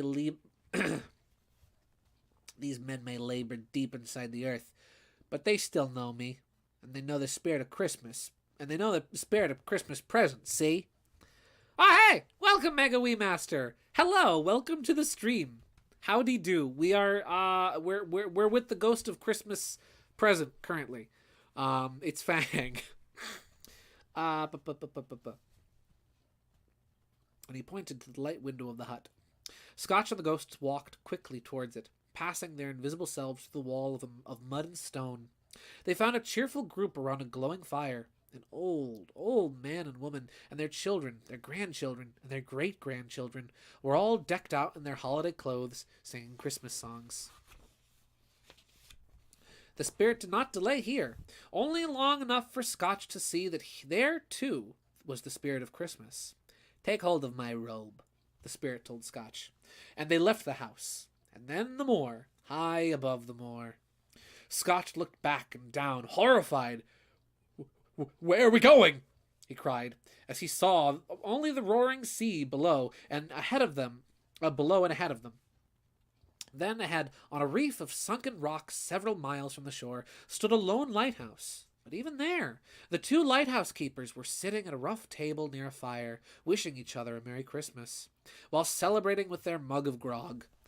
Again, the spirit and Scrooge sped on, above the black and heaving sea, until they landed on the deck of a ship beside the helmsman at the wheel. The officers and crew were all at their stations, but each man was either humming a Christmas song or had a Christmas thought, or was talking to his companions. about the other Christmases at home.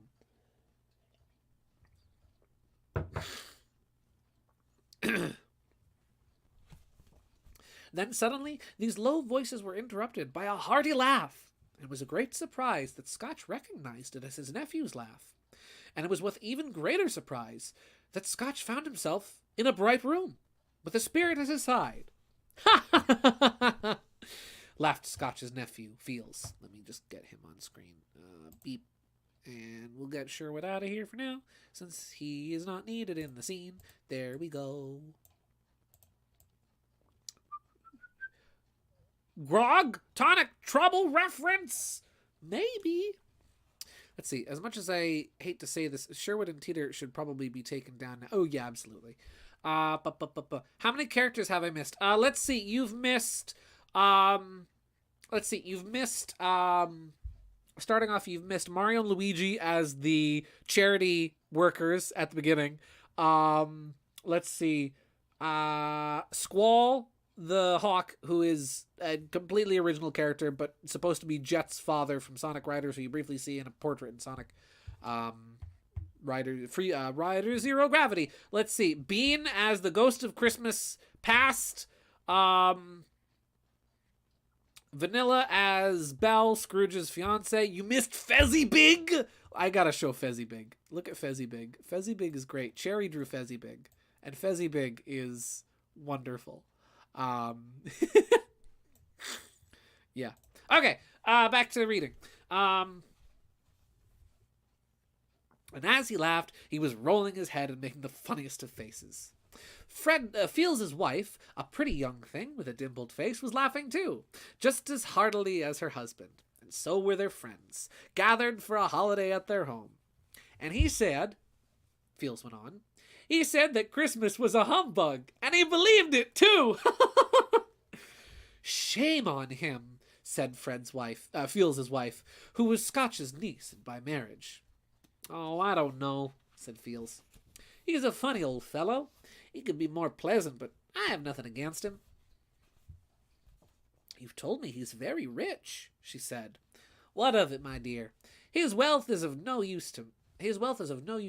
He doesn't do any good with it. He doesn't use it to live comfortably, and he doesn't even have the enjoyment of knowing he's ever going to be... And he doesn't even have the enjoyment of knowing he's ever going to do any good for us with it. Well, I have no patience for him, said the niece, and all the ladies present agreed. Oh, I have patience, said Fred. I feel sorry for him. I couldn't be angry with him if I tried. After all, who really suffers by his unpleasant ways? Himself, always. Here's the perfect example. He decided he didn't like us, and so he refused our invitation to Christmas dinner. And what's the result? He lost out on a very good dinner. See, it is he who suffers. Yep. Yes, cried Fields' wife, clapping her hands. Do go on, Fields. I was only going to add that Scotch missed out on some very pleasant hours and some very pleasant company, and he can't find those in his moldy old office or his gloomy apartment. Still, my dear, I plan to invite him every year, whether he likes it or not, for I pity him. I pity you. He may continue to criticize Christmas as long as he lives, but if I keep going there year after year in good spirits, who knows? He might even give poor old Sherwood the Fox a Christmas gift of £50 one day. Everyone laughed at this idea, but they laughed too, because of the good-natured spirit of the holiday. After tea, and after I take a quick sip.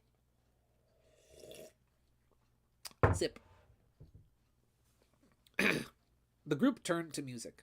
Fields' wife played the harp, and everyone sang a simple tune which touched Scotch deeply as he listened, for it was the favorite song years ago of his sister, Gin. Alphabet games and quiz games followed, with all the guests, young and old, joining in. For that matter, so did Scotch, who was so interested that he forgot for a moment that his voice could not be heard as he called out answers to the puzzles. The ghost was pleased to see Scotch like this, but now it was time to go. Please, begged Scotch, let me stay for just one more game. The game was yes and no. Fields had to think of something or someone, and the guests had to guess what or who by asking questions. So it's what's my line? That could only be answered by yes or no. Yes, it is an animal, answered Fields to the first question. Yes, a live animal. Yes, a rather disagreeable animal. Yes, a savage animal. Yes, an animal that growled and grunted. Yes, an animal that even talked sometimes. Yes, it lived in London and walked about the streets. No, it wasn't in a show. No, it wasn't led by anybody. No, it didn't live in a menagerie. No, it was never killed in a market. No, it wasn't a horse, or a cow, or a bull, or a tiger, or a dog, or a hog, or a cat, or a bear. Bark is safe, then. With each question, Fred burst into a fresh roar of laughter. He was so delighted and laughed so hard that he had to get up from the sofa and stamp his feet. At last, one of the ladies, roaring with laughter herself, cried out, I know what it is, Fields! I've guessed it! What is it? Asked Fields. It's your Uncle Scotch! And she was correct. But you should have said yes to, is it a bear? One of the guests said to Fields. He's not a bear, he's a jackrabbit, you goofball. Well now, my friends, said Fields, now that Uncle Scrooge has helped us to have such a merry time, we must drink a toast to his health. And lifting his glass, Fields cried out, to Uncle Scotch. I've probably called him Scrooge once or twice. To Uncle Scotch, cried the guests. To Uncle Scotch's health. A Merry Christmas and a Happy New Year to the old man, wherever he is, added Fields. He wouldn't take these wishes from me in person, and now he has them. Nevertheless, to Uncle Scotch. Uncle Scotch became so light-hearted that he was about to thank the guests for their for their fine toast, and wish them a Merry Christmas and a Happy New Year in return. But the spirit did not give him the time, for the entire scene passed away as Scotch's nephew was uttering his last words, and Scotch and the spirit were once again on their way. They traveled far and they saw much. They visited many homes. They stood beside sick beds, suddenly made cheerful for reasons that people couldn't explain. They saw poverty and misery in workhouses, hospitals, and jails. But they left each scene with people a little richer and a little happier with the spirit's blessing. It was a long night, and what was strange, however, was that while Scotch did not change in appearance, the ghost seemed to grow older and older. Scotch noticed this as the night wore on. Are spirits' lives short? He asked. My life on earth is very short, said the ghost. It ends tonight. Tonight at midnight, answered the spirit. Listen now, for my time is drawing near. You must be aware of ignorance and greed, for they mean doom for all mankind, unless you and all mankind can change. The clock began to strike the hour of 12. Scotch looked around him for the spirit, but it had gone. As the last stroke resounded, Scotch remembered Skull's I've already forgotten his name. Prediction of the third ghost's arrival at the last stroke of midnight. And lifting his eyes, Scotch thought he saw before him a phantom, draped and hooded, coming towards him. Scotch assumed for just a minute that he had been mistaken, just another figure in the crowd. Even though it was staring at him, it couldn't have been staring at him. It was impossible. It didn't seem like it was staring at him, but it was looking in his direction. He was dressed all in black, dark hood, dark coat, boots, scarf. Even its eyes were completely darkened out, almost as if it hadn't eyes at all. And yet, its head followed Scotch's movements, and soon it began drawing nearer. No, that's the wrong ghost. Where is he? There he is. It is he. It is Bark.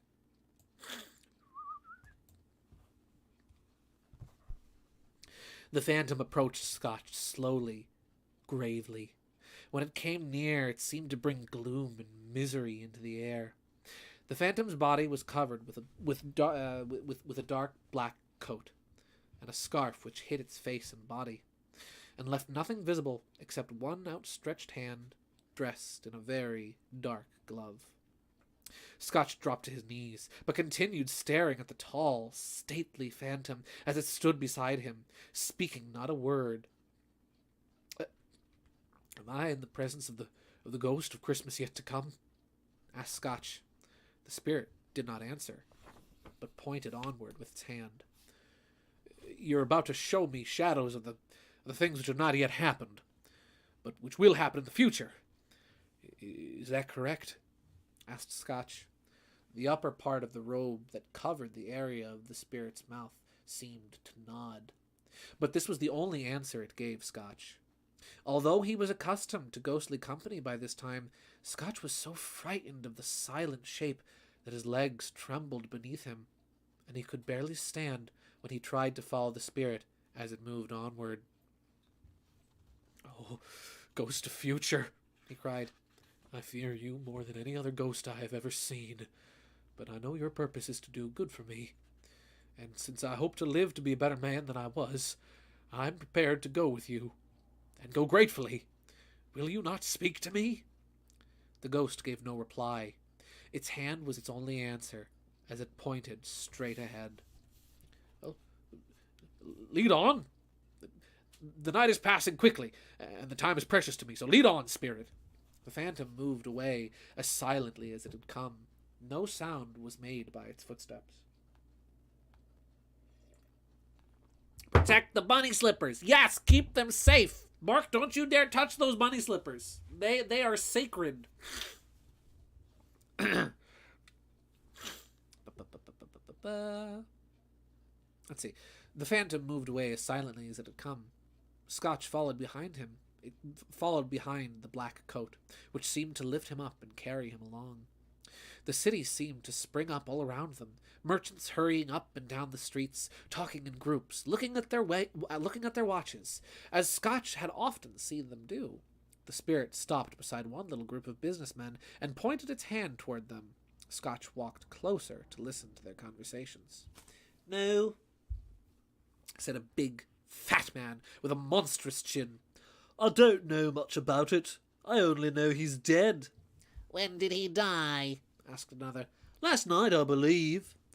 What was the matter with him? Asked a third, taking a pinch of snuff out of a very large snuff box. Yeah, smelling salts. I don't know. I thought he'd never die.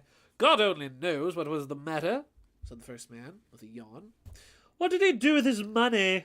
Asked a red-faced gentleman with a huge wart on the end of his nose. I haven't heard, said the man with the large chin, yawning again. He probably left it to his company. He hasn't left it to me, that's much as I know.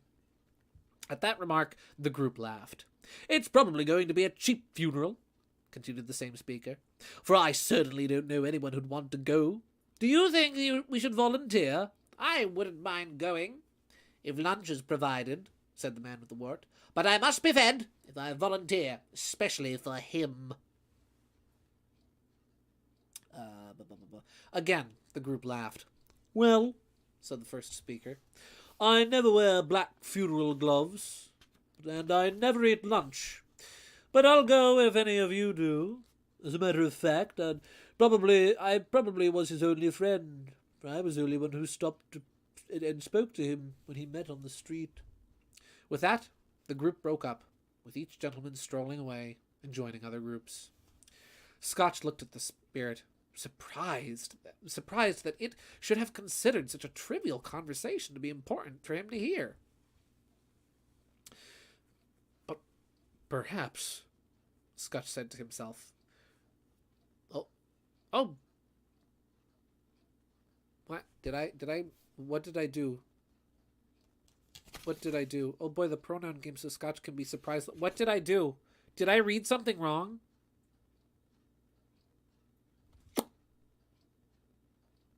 I'm just gonna keep Why did you not put a wart on either of the Oh my gosh, it was the Weasel Trio! The Weasel Trio, who now have bad Beatle impression voices. I wasn't even going for the Beatles, but one of them was kind of going in a Ringo-ish direction. That's the Weasel Trio. That's them. No wonder I dislike them. One of them needs to have a wart on his nose now. Scotch looked at the spirit, surprised that it should have considered such a trivial conversation, so important for him to hear. Perhaps, Scotch said to himself, the spirit had some hidden purpose. Could the men have been talking about Squall's death? No, that was in the past, and this is the ghost of the future. Did I know anybody close to me that would have been subject to those gentlemen's conversation? No. Well, I'll simply remember all that I've heard, he decided. And perhaps when I see myself in some of these future shadows, that'll give me some kind of clue as to why the spirit had me listen to that conversation. Carl and Jeff and Connor cameo.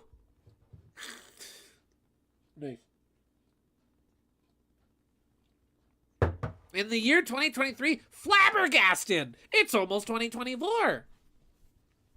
You know what? I'm just going to hold a second, because my water mug is empty, and I just need to grab some water. I'm just heading over to the sink. Give me just 1 second. No need for BRB. No need for Jerry. I'm just walking over to the sink.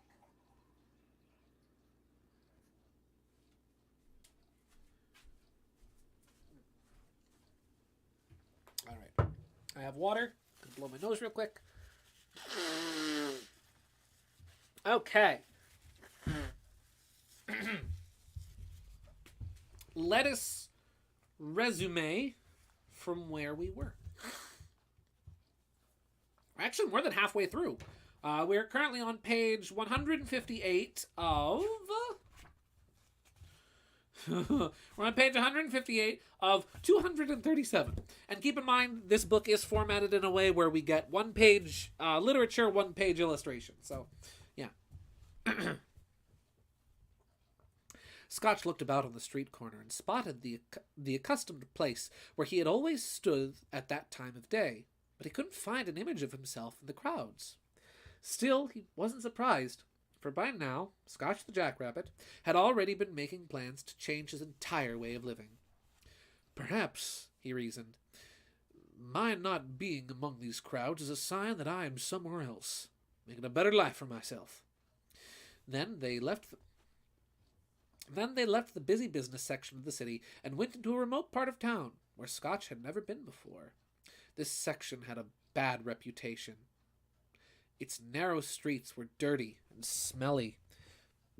Its shops and houses were broken down, and its people were ugly, drunk, and in rags. The whole section smelled of crime, filth, and misery. Along one of the narrow streets was a shop that jutted out from the others. From a window, Scotch could see piles and piles of rusty keys, nails, hinges, files, scales, weights, and junk iron from all kinds scattered all over the floor.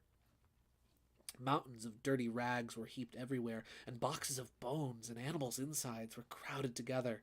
Sitting by a charcoal fire among the wares he sold was the owner of a shop, a small, round, brown-haired rascal, almost 70 years old. He had hung a curtain of dirty rags on a rope to shield himself from the cold air in the shop.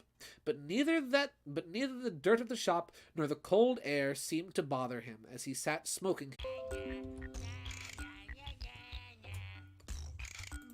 Oh, are we back?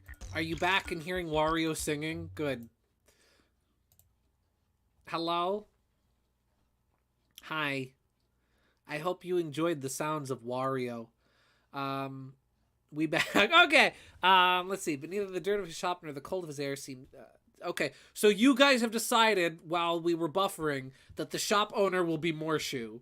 Which means I'll try to do Zelda CDI voices for the other characters that we're about to encounter too.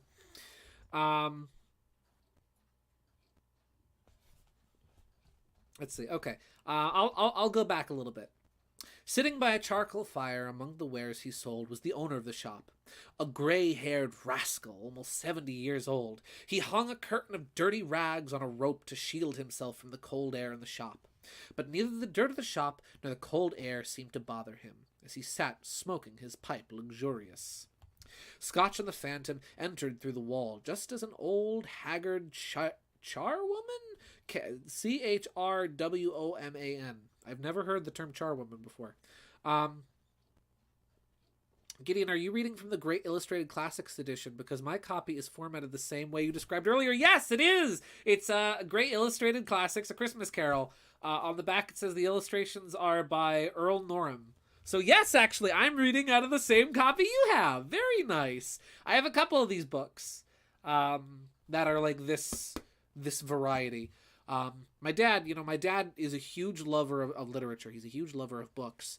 And when he was a garbage man, all the time he would find people throwing out books, and my dad could never stand to see a book be thrown away. So he would either bring them home, and then, like, if we already had it, he would take them to the local library or donation boxes. We had to have had, like, 5 different copies of the complete works of William Shakespeare at one point. And so that's, if I'm not mistaken, where this copy of the book came from. Charwoman is someone who cleans houses. Thank you, Cherry. See, nice. Got mine at a library book sale a few years ago. Very nice. Charwoman, plural, noun. Charwoman, a woman employed to clean houses or offices. So basically a cheaper housemaid. Yeah. Came in through the door, dragging a heavy bundle. She was followed by another woman, also with a bundle, and a man in black. The 3 were startled to meet there, but they obviously knew each other very well, for they all burst into laughter, and then got over their surprise. The first charwoman will make her Cammy Koopa from Paper Mario. "I'm first," said the charwoman to old Morshoe.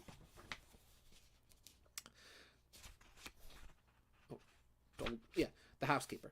"I was the first to enter the shop, and the laundress there is the second, and the undertaker's helper is the third.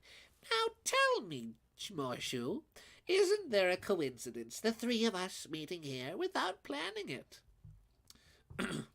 "Old friends could have met in a better place," said Joe, taking the pipe out of his mouth. "Now, let's all go into the parlor." The parlor was the screened-off space behind the curtain of rags. Old Morshoe stirred the coals in the fire with an old stair-post. Then turned to his customers. The charwoman threw her bundle on the floor and sat down on a stool, looking defiantly at the other 2 who had followed her in. "So, you know that I didn't get the goods in this bundle as a gift, don't you, Mrs. Dilber?" Oh, I'm reading the wrong characters. Wow, good job, Gideon. "So, you know I didn't get the goods in this bundle as a gift, don't you, Mrs. Dilber?" said the charwoman to the laundress. "Ha!" said Mrs. Dilber with a sneer. Well, every person's got a right to take things," said the charwoman haughtily, "especially when it's to take care of herself.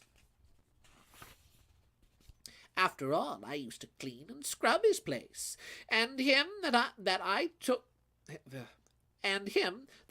the stuff from always took care of himself, and he won't miss any of it." "That's true," said the laundress. "I knew him. I did his laundry, and he always did make sure to take care of himself, never of others. And besides," added the charwoman, "who's going to know? We're not going to tell on each other." "No, indeed," said Mrs. Dilber, and the undertaker's helper together. "Very well, then," cried the charwoman. "That's enough. A dead man won't need this stuff." "No, indeed," said Mrs. Dilber, laughing. "Besides," continued the charwoman, "if he wanted to keep him after he was dead, he should have been a better man during his lifetime. If he was, he'd have had someone to look after him while he was dying, instead of lying there gasping out his last breath all alone." "That's true," said Mrs. Dilber. "This is his punishment, having all his belongings stolen." "It would have been a worse punishment if I could have laid my hands on anything else," said the charwoman. "All right now," said old Joe. "Let's get down to business. I'll take the smallest bundle first." The undertaker's helper opened his first. There wasn't much in it. A pencil case, a few buttons, and a brooch of little value. Old Morshoe examined the loot carefully and noted the price he would pay for each on the wall. Then he added them up. "This is all I'll pay," he said, pointing to the total on the wall. This, not another penny. Now, who's next?" Mrs. Dilber, the laundress, Mrs. Dilber, the laundress, opened her bundle next. It contained sheets, towels, a few pieces of clothing, a pair of boots, and a pair of sugar tongs. Morshoe added up their value on the wall, the same way he did the undertaker's helper's loot, and announced the total to Mrs. Dilber. "I'm being very generous," he added. "I always have a weakness when I do business with ladies." "Now undo my bundle, Joe," said the charwoman. Or Morshoe, rather. Morshoe got down on his knees and had to open a great many knots before he was able to lift out a large, heavy roll of some dark cloth. "What are these?" he asked. "Bed curtains?" "Yes," exclaimed the woman. "Bed curtains." "Do you mean to say that you took him down, rings and all, while he was lying there?" "Yes," replied the woman. "And why not? I'm certainly not going to keep my hands in my pockets if I can get something value in them. Just by reaching out, especially from a man like him. Look there's his blankets too." "His blankets?" asked Joe. "Who else's do you think?" she replied with a sneer. "He isn't likely to catch a cold without them." And everyone laughed at that. Old Morshoe was now holding a man's finely woven silk shirt up to the light. "You can look all you want, Morshoe," said the charwoman. "Look till your eyes hurt, but you won't find a hole in that shirt, or a patch, or a sewn spot. It was his best shirt, and it would have been wasted if it hadn't been for me." "What do you mean, wasted?" asked Joe. "Somebody had put it on him to be buried in," she said with a laugh. "Oh, that was a fool thing to do, so I took it off him and put an old cotton one on instead. His body looked just as good, or just as ugly, in a cotton one as it did in the fine silk." Oh, thank goodness she didn't leave Scotch naked. That would have been very rude.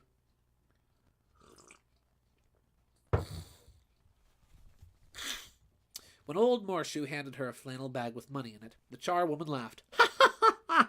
"This is the result of his life, you see. He frightened us all away from him when he was alive, but we're making a profit off of him now that he's dead." "Spirit!" cried Scotch with a shudder. "This unhappy man they're talking about. That could have been me. I've been leading just that. That could have been me. I've been leading just that kind of life they described. But merciful heavens, what is this?"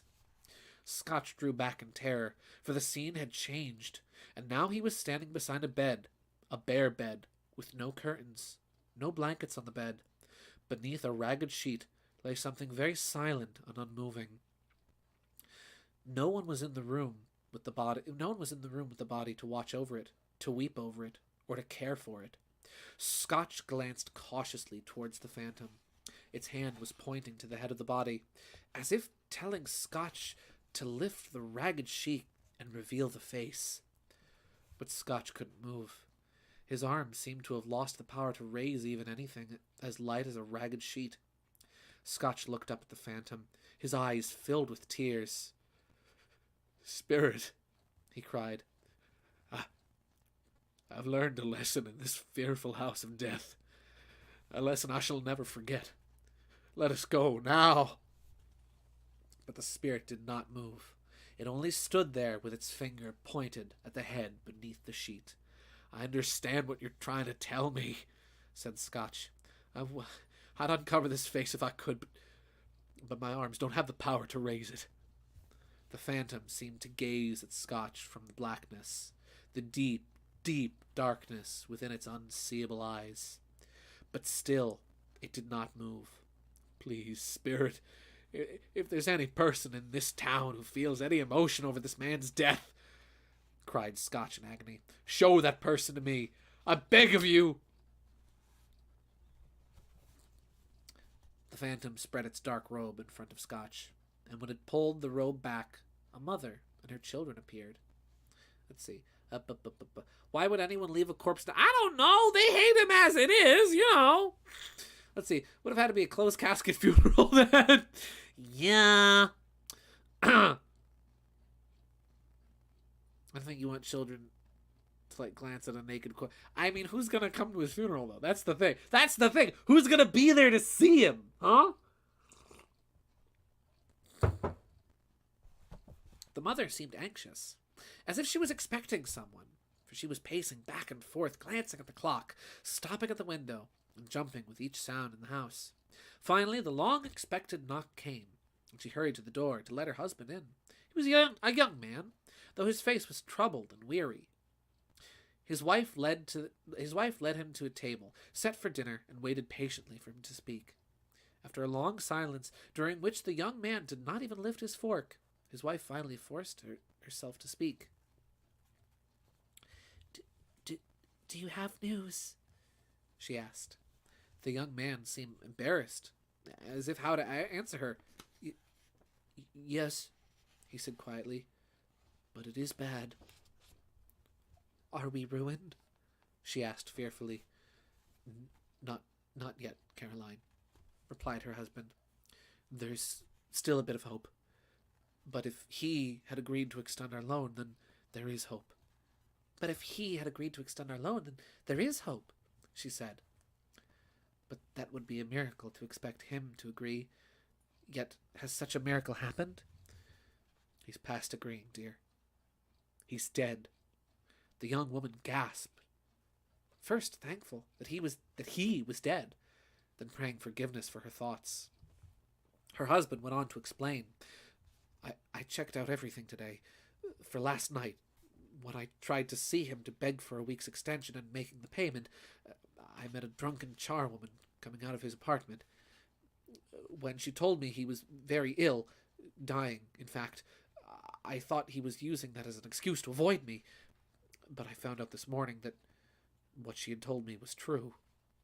He was dead. But what about our debt? Asked Caroline. Will it be transferred to another person? And will we have to pay him? I don't know, said the young man. But whatever happens, I'm certain that we'll have the money. And even if we don't, the person who takes over our debt would certainly have to be kinder than he was. No one could be as merciless as he was to us. So, my dear Caroline, we can sleep tonight with our hearts just a little bit lighter. The hearts of the young couple were lightened, and even their children, now quiet and trying to understand what their parents were saying, seemed more cheerful as they saw their parents finally smile. Yes, this was a happy result, as a result of that man's death.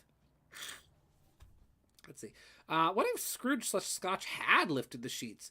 Would they have just skipped the next few visits? You have to wonder, right? They probably would have, where it was okay, Bark's gonna look at it and be like, okay, you see that body, there is your body, it is dead, you are a corpse.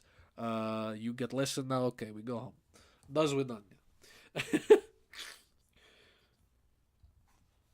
Spirit, said Scotch, you've shown me a scene of pleasure at a man's death. Is there no one who still feels sorrow over death? Do people no longer mourn over death? I must see that people still mourn over each other, or that terrible deathbed scene will remain with me forever. Please, show me some kind of tenderness, some kind of depth of feeling, please. The spirit led Scotch through familiar streets. As they went along, Scotch looked all around, hoping to catch a glimpse of himself in the future world, but he was nowhere to be seen. They stopped next at Sherwood the Fox's house, a place Scotch had visited with the ghost of Christmas Present. Whimsgalora and the other Cratchit-adjacent people were seated around the fire, busy sewing on some coarse black cloth. Everyone was quiet, even the noisy little Cratchit-adjacent viewer people, were as still as statues as they sat. In one corner, looking up at Jump the Flamingo, who was reading to them in very low tones. As Scotch and the Phantom crossed the threshold, Scotch heard Jump's soft voice, muffled with sobs. And he took a child and set him in the midst of them. But the boy couldn't go on. He stopped reading, for his tears had all but choked him. Whimsical put down her sewing and covered her face with her hooves. Through her tears, she tried to reassure the other Cratchit-adjacent small people. It's the sewing, that's all. It's the sewing on the black cloth. It hurts my eyes. Oh, no, said Scotch. Poor Tiny Teeters. Is he? And the phantom seemed to nod from the darkness. My eyes are better now, said Whimsical to the others, after a few moments. You see, working by candlelight weakens them and makes them red. And I don't want Sherwood to see the red eyes when he comes home. He should be here shortly. It's past his time, said Jump, shutting the book. But Sherwood's been walking slower these last few evenings. Slower than he used to. Then they were quiet again. After several minutes, Whimsical felt herself steadier, and in a more cheerful voice she said, Why, I've seen him walk very fast, even with Tiny Teeter on his shoulders. So have I, said Mega. Boom, he's here. Often, and so have I, cried out Gaming Yoshi Fanatic. But Tiny Teeter was very light to carry, continued Whimsical as she picked up her sewing again. And Sherwood loved him so much that it was no trouble. No trouble. Huh? Oh, he's here. He's at the door. So she hurried out to meet Sherwood and bring him into the room where she had set his tea ready for him, because apparently Sherwood drinks tea. As the older Cratchit-adjacent members of the Found family tried to be first to serve Sherwood the tea, the two Cratchit-adjacents climbed up to sit next to him, and each laid a cheek against his face, as if to say, Don't grieve. Sherwood the Fox tried to be cheerful with his Found family, and spoke pleasantly to them. He praised Whimsical's sewing, and the many other bits of sewing that the rest had done as well. You've all worked quickly, he told them. I'm sure these clothes will be ready to wear Sunday. Sunday? Asked Whimsical. You mean you've made arrangements for the funeral Sunday? Yes, said Sherwood gently. I went there today. I wish you could have gone too. It would have done you good to see how green and peaceful it is. But you'll see it often. I promised him that I would walk there on Sundays. Oh, my dear friend. Sherwood could no longer hold back his tears, and he wept for several minutes while the family looked on, helpless, unable to console him. He left the room and went upstairs into a room that was cheerfully lit and hung with Christmas decorations. A chair was placed near a very small coffin. Sherwood sat down and looked at the tiny, peaceful figure. Then he leaned over, as if to hug Tiny Teeter. More composed now, and feeling better for having shared that moment with his friend, Sherwood went downstairs and rejoined his family around the fire. I saw Scotch's nephew today, he said to them. I'd only seen him once or twice before, but he seemed to sense that something was wrong, for he commented that I looked a bit down. And he asked me why, then, when I asked about our beloved Tiny Teeter, he was just the kindest man ever. He said how sorry he was about the loss, and so sorry for our entire family.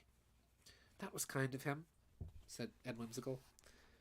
Oh, and then, continued Sherwood, he gave me his card and said, if I can be of any service to you in any way, here's where I live, and please don't hesitate to come to me. Oh, he was so kind. It really seemed as if he had known our Tiny Teeter and felt our grief with us. I'm sure he's a good soul, said Whimsical. And I wouldn't be surprised. Mark my words, I wouldn't be surprised if he had a job for Jump and for Mega and a job for Gaming Yoshi Fanatic. Do you hear that? They exclaimed.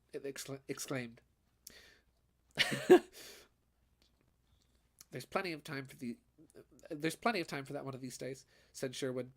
We'll all be apart from one another one day, when all of you children, when everyone winds up going their separate ways.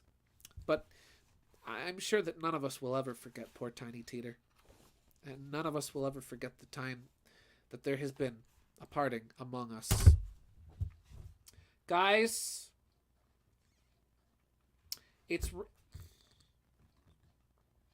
ever forgetting the first time there has been a parting among us. Congratulations, everyone. I'm so happy to ruin this heartfelt scene. We just got Among Us. Oh. And I know, said Sherwood, I know, everyone, that when we recall how good and patient he was, we'll stop and think twice before we quarrel amongst ourselves. We shall, they all cried. And I shall be very happy, said Sherwood. Very happy. And with that, this then was the beautiful influence of the memory of Tiny Teeter. Let's see. I was going to ruin it anyway by asking if I could have his dinner.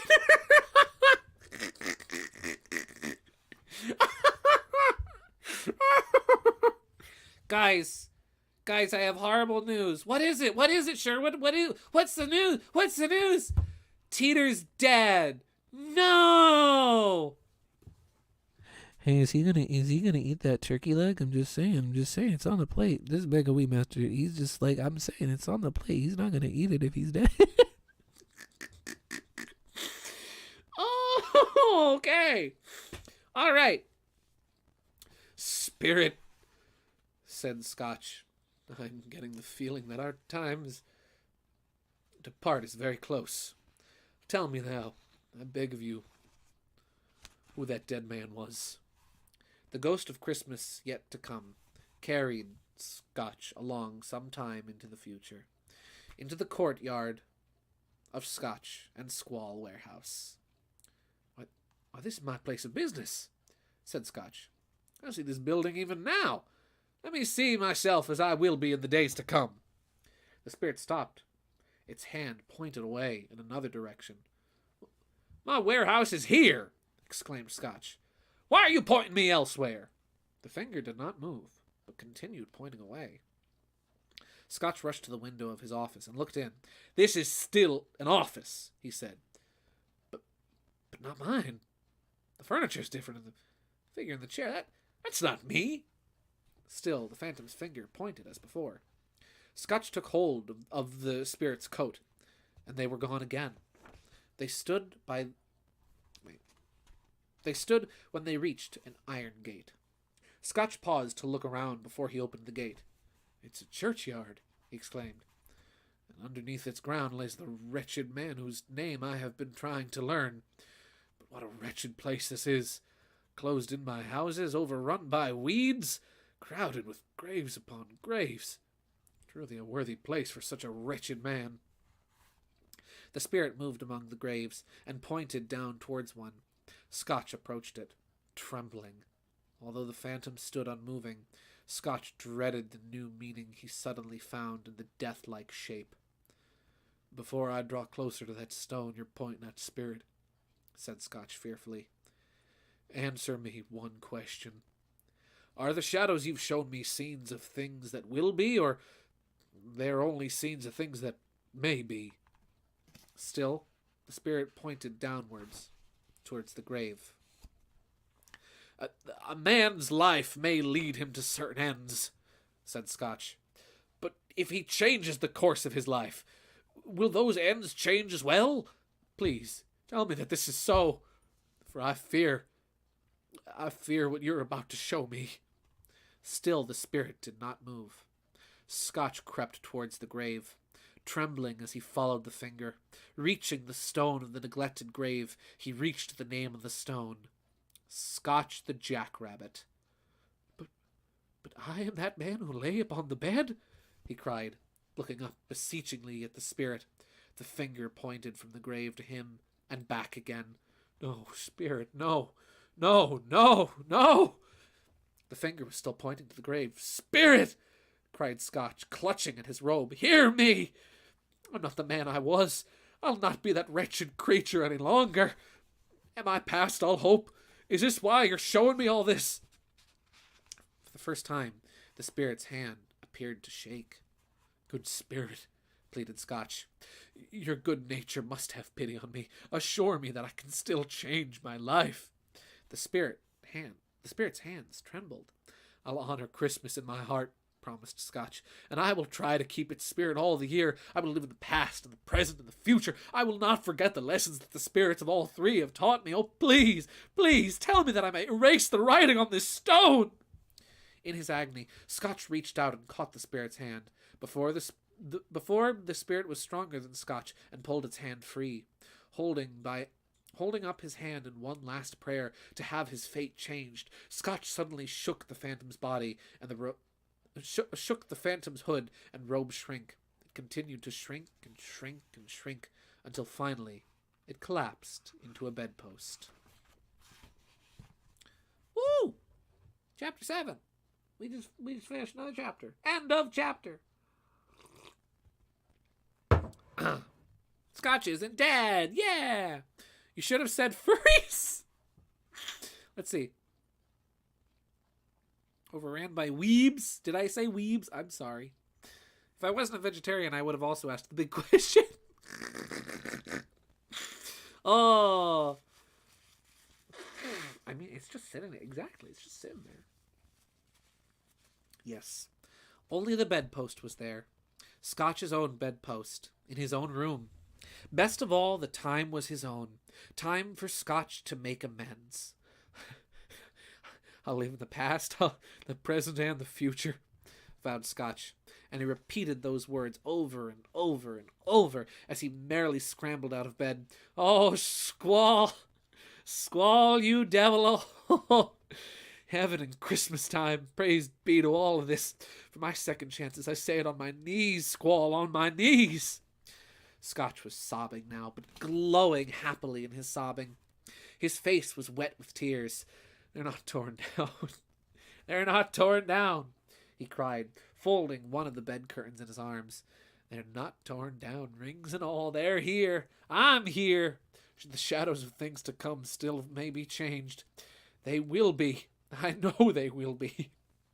Scotch's hands were busy with his clothes as he rushed to get dressed. In his joyous excitement, he was turning his clothes inside out, putting them up and down, tearing them and dropping them. I don't know what to do, he cried, laughing and crying all at the same time. I'm as light as a feather. I'm as happy as an angel. I'm as merry as a schoolboy. I'm as giddy as a drunken donkey. A Merry Christmas, everybody, and a Happy New Year to all the world. Ha-ho! Scotch had skipped into the sitting room and was standing there out of breath. There's my saucepan of broth still on the fireplace ledge, he cried, skipping around again. It stopped sending stuff. But it's back. We're back, okay. It stopped sending data, but we're back. There's the corner where the ghost of Christmas present sat, and there's the window through which I sat. All the wandering spirits cry. It's all true. It all happened. Oh.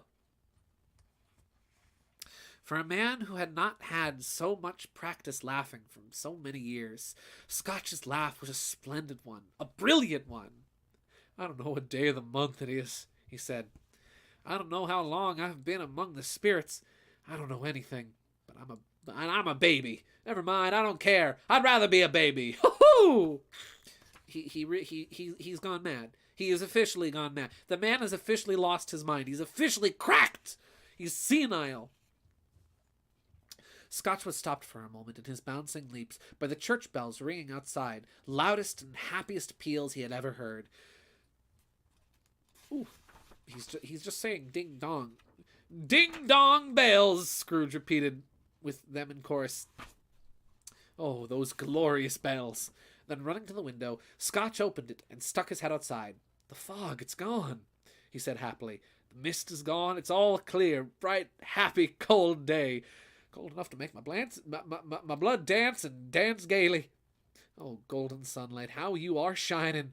Oh, heavenly sky. Oh, sweet fresh air. Oh, merry bells. Oh, I can get Bark off the screen now. Bark, get out of here. Scotch is still in his jammies. I don't have a joyous Scotch, unfortunately, so he's just gonna be here. I'd rather be a baby. No, you don't. You don't want to be a baby. He doesn't. You should not want to be baby. Being baby sucks. Exactly. Don't be baby. Then, seeing a boy below dressed in Sunday clothes, Scotch called down, "Tell me, lad, what day is it today?" Huh? See, I can't stay long, so I'm just popping in to say Merry Christmas and Happy Holidays to all of you. Thank you, Clayton Kokiri. Thank you, and a Merry Christmas to you as well. Yeah. Today, replied the boy. What? It's Christmas Day! It's Christmas Day, whispered Scotch joyously. I haven't missed it after all. Spirits did it all in one night. They can do anything they like. Of course they did it all in one night. Then Scotch leaned over the window again, calling, "Hello there, my fine fellow. Do you know the poultry shop in the corner on the next street?" Yes, sir, of course. Answered, "You know what? It'll be Toad. It'll be Toad." Yes, sir, of course, answered the boy. An intelligent boy, said Scotch, smiling. In fact, a remarkable little mushroom. Tell me, lad, do you know if they've sold the prize turkey, the one that's been hanging up in the window? Not a little one, the big one. You mean the one as big as me? Asked the Toad. What a delightful boy, and the voice of an angel, exclaimed Scotch. What a pleasure to talk to him. Yes, my lad, that's the one. Excuse me. It's hanging there now, sir, answered the boy. Good, cried Scotch. Go and buy it. You're joking, exclaimed the boy. No, I'm serious. Go and buy it and tell him to bring it here, and I'll give him directions of where to take it. Now go, boy. Come back with the poultry man, and I'll give you a shilling for all your trouble. In fact, my lad, if you come back with him in less than 5 minutes, I'll give you half a crown. The Toad shut off. It sounds off. Luke Triton wandering the streets unsupervised. He's trying to solve puzzles, that's all. I'll send it to Sherwood's, whispered Scotch, rubbing his hands in anticipation and splitting his sides with laughter. And he shan't know who sent it. Why, that turkey's twice the size of Tiny Teeter. What a fine joke this'll be. Scotch set about writing the fox's home address on a piece of paper. His hand was not very steady after all he had been through, but write it he did. And then he pushed downstairs into the door to wait for the poultryman. As Scotch stood there waiting for him to arrive, the large door knocker caught his eye. "I shall love you as long as I live," he cried, patting the knocker lovingly. "I hardly ever looked at you before, knocker. What an honest expression you have on your face. You're a wonderful knocker." I just read that out loud. I'm really glad that wasn't pluralized. Otherwise, that would sound really bad. Turkey Teeter! Gosh darn it, Teeter's missing this turkey. "Hello! How are you? Merry Christmas." And what a turkey it was. Scotch couldn't see how the bird ever stood on its legs, for its body was so large. I bet you it was bigger than the bird that he was a business associate with. Well, it's impossible to carry that turkey all the way to that part of town where the fox lives, Scotch told the poultryman. "You must take a cab." Scotch chuckled as he said this, and chuckled as he paid for the turkey, and chuckled as he paid for the cab, and chuckled as he tipped the boy. And then the loudest chuckle came when he sat down breathless in his chair and chuckled till he cried. Shaving was next. Not as easy a task for Scotch. His hand continued to shake, since he was dancing as he did it. But if he had cut off the end of his nose, he would have put a piece of bandage over it and quite forgotten about it. He dressed himself in his best clothes and went down into the street. By now, people were walking about, as he had seen them do with the ghost of Christmas present. Walking with his hands behind him, Scotch looked at everyone with a delighted smile. He looked so pleasant, in fact, that the 3 or 4 jovial men said, "Good morning, sir. A Merry Christmas to you. The Weasel Trio is now a quintet, apparently."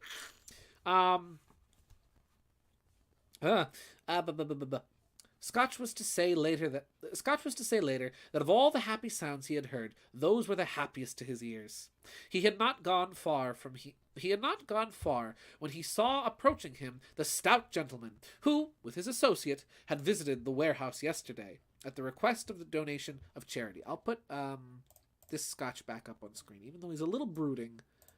It's more appropriate in terms of outfit. Oh dear. I hope you were successful yesterday, and I hope you collected much money for the poor.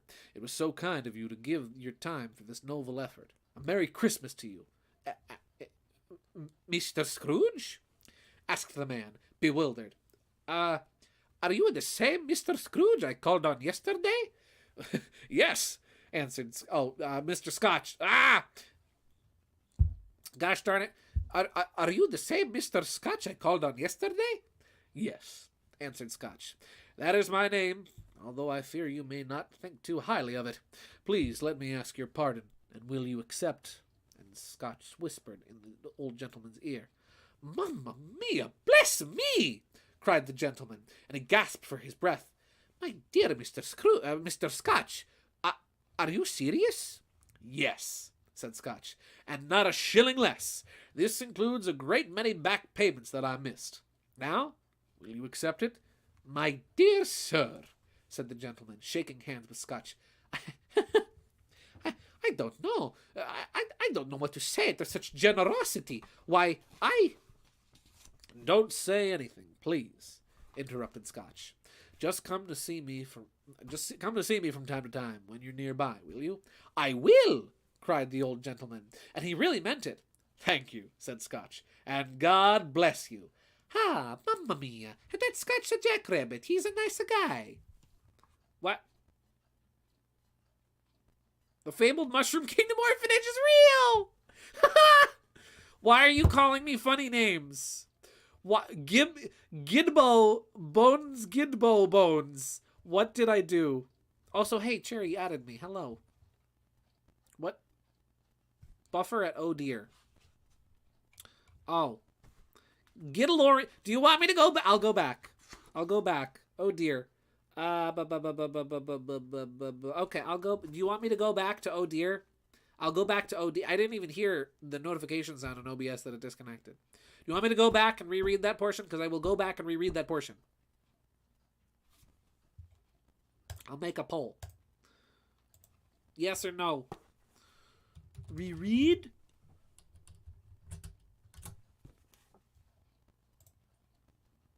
Should I go back and reread the Mario? Yes, reread the Mario. Yes, 2 votes, yes, reread the Mario. Okay. Hey, I don't mind doing Mario voice. I will always do Mario voice. Mario voice is not something I will ever turn down. Should be page 218. Mega, you're following along. Very nice. Let's see. Oh dear, thought Scotch. What must that poor old gentleman think of me? I must change that opinion immediately. So Scotch quickened his steps until he was face to face with the man.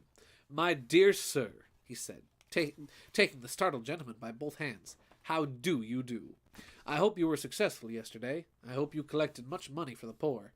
It was so kind of you to give of your time for this noble effort. A Merry Christmas to you, sir. Mr. Scotch? Asked the man, bewildered. Are you the same Mr. Scotch I called on yesterday? Yes, answered Scotch. That is my name, although I fear you might not think too highly of it. Please, let me ask your pardon, and will you accept? And Scotch whispered in the old gentleman's ear. Mamma mia, bless me! Cried the gentleman, and he gasped for breath. My dear Mr. Scotch, are you serious? Yes, said Scotch, and not a shilling less. That includes a great many back payments that I missed. Now, will you accept it? My dear sir, said the gentleman, shaking hands with Scotch. I don't know what to say. Why... Don't say anything, please, interrupted Scotch. Just come and see me from time to time when you're nearby, will you? I will. That's a promise. Woohoo! Cried the old gentleman, and he really meant it. Thank you, said Scotch, and God bless you. Scotch spent the rest of Christmas morning in the most remarkable way, a way he had never been before. He went to church, then he walked about the streets, he watched people hurrying to and fro, he patted children on the head, he talked to beggars, he looked into windows of houses took pleasure in seeing happy people enjoying the holiday. Listen, Scotch, we all appreciate your sudden change of heart and your sudden festive spirit, but don't look in people's windows. That's rude, my guy. It's a little curb your enthusiasm. I think this donation's a great. Woohoo!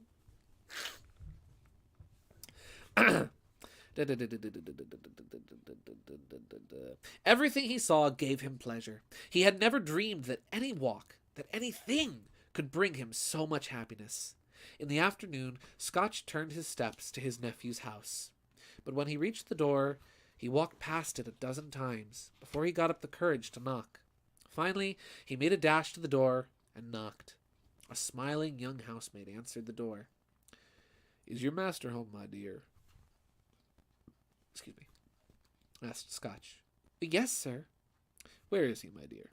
"In the dining room, along with his mistress. I'll show you and announce you, sir." "Thank you," said Scotch, with his hand already on the dining room doorknob. "He knows me. I'll go right in." Scotch turned the doorknob gently and peeked his face around slightly. Let me get rid of Mario. Boop.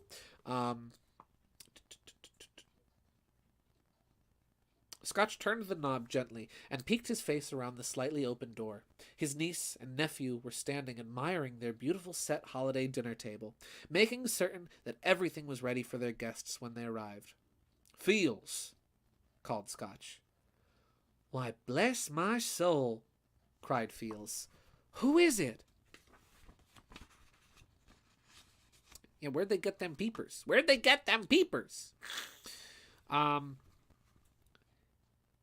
"It is I, your Uncle Scotch.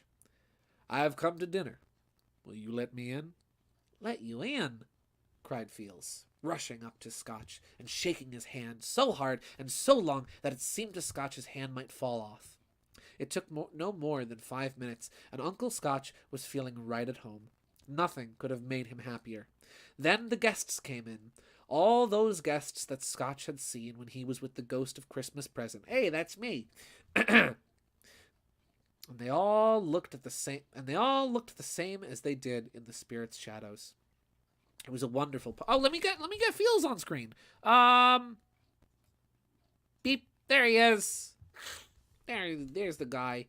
It was a wonderful party with all the music and all the games Scotch had only been able to hear and watch earlier. Now he was part of them, part of the wonderful friendly spirit, part of the wonderful gaiety, part of the wonderful happiness. We are on chapter 8. I think this is the last chapter. I think we're at the end of the... Guys, we're on the last chapter, I think. Let me check. Okay, no, there is one more chapter after this. Gotcha. Chapter 8. A new boss for Sherwood. Early the next morning, this is December the 26th,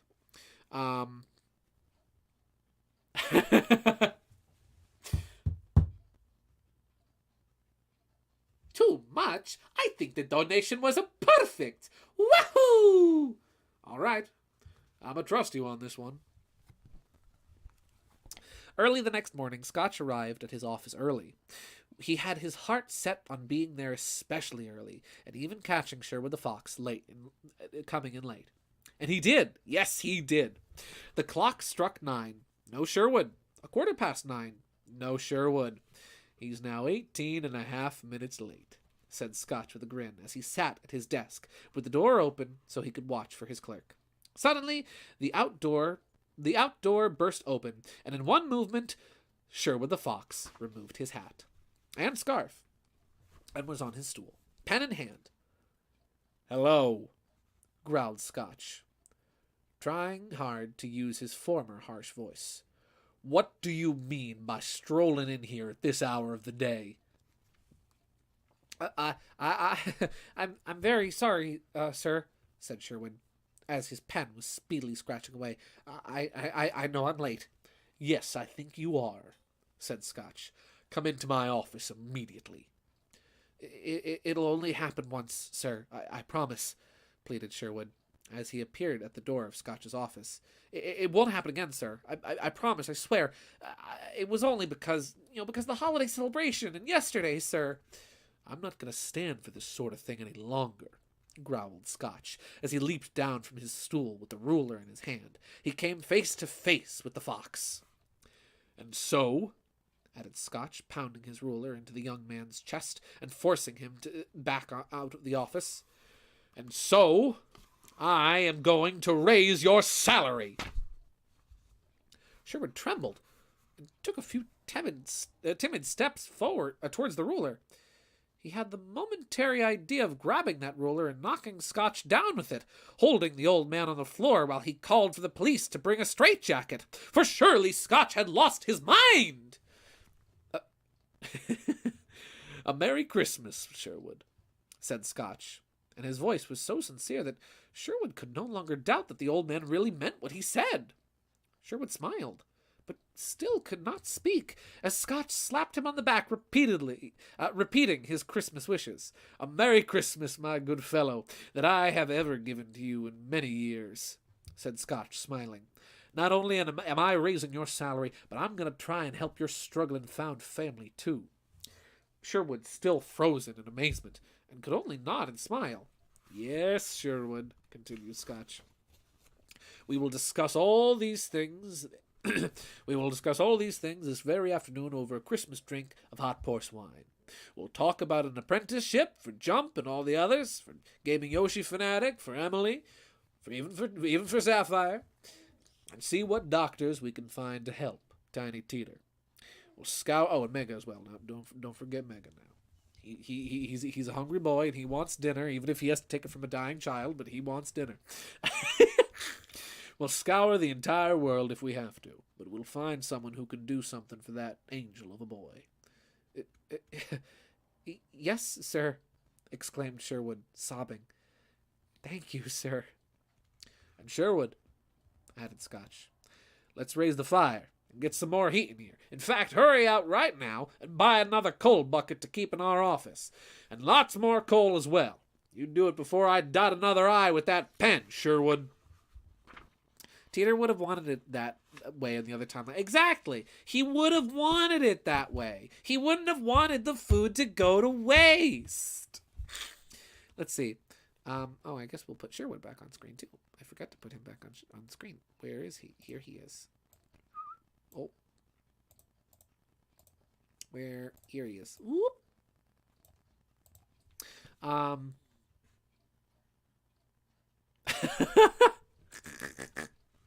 KG, you would have asked too? You would have asked too? Okay. Scotch kept his word. He did everything he promised and more. Much more. To Tiny Teeter, who did not die, who even walked again without his crutches or his Game Boy, Scotch became a second father. He became as good a friend, as good a boss, and as good a citizen as the old city or any other city in the world had ever known.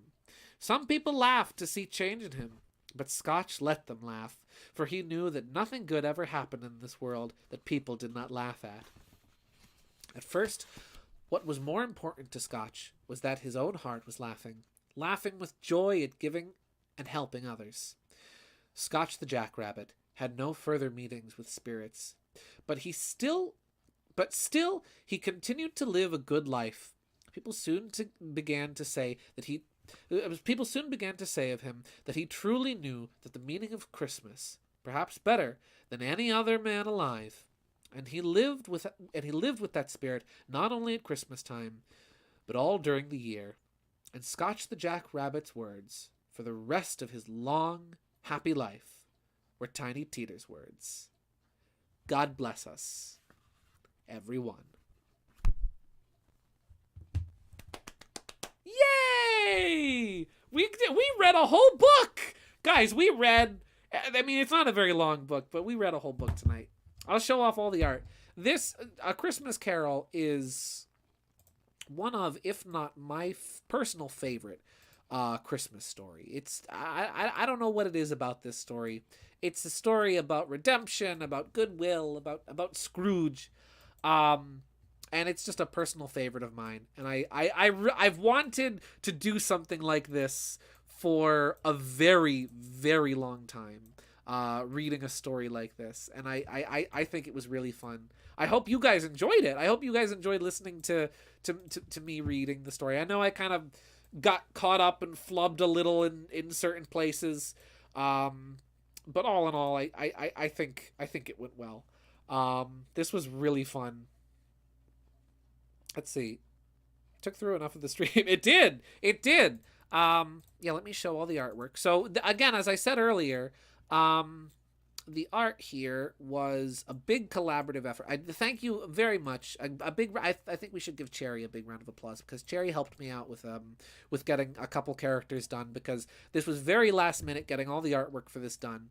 For example, Big was done by Cherry. Big, Feels, let me think, who else? Vanilla. They were all done by Cherry. Cherry did a phenomenal job with all the characters they helped me with. Let me see if I can get everybody on screen. And yeah, and this was absolutely wonderful. I really enjoyed doing this. And now, yes, our players. Let me get them all on screen so that we can see them all properly. Let me get, so that we can have a good final resounding casting call. For all our lovely characters who joined us for this Christmas story. Let me just make sure they're all on screen properly. This is not easy, making sure everyone's like overlapping properly. There we go. Here's Mario and Luigi. I hope you guys liked Mario and Luigi. They were a very last second addition, but I wanted to have them here. I think that's it. So, and then we have both Scotches. So we have our cast tonight was, of course, we had in the role of in the role of Fred Scrooge, we had Feels the Rabbit, drawn by, or Feels or Mock or Max, whatever you would like to call him, or Rabbit, drawn by Cherry.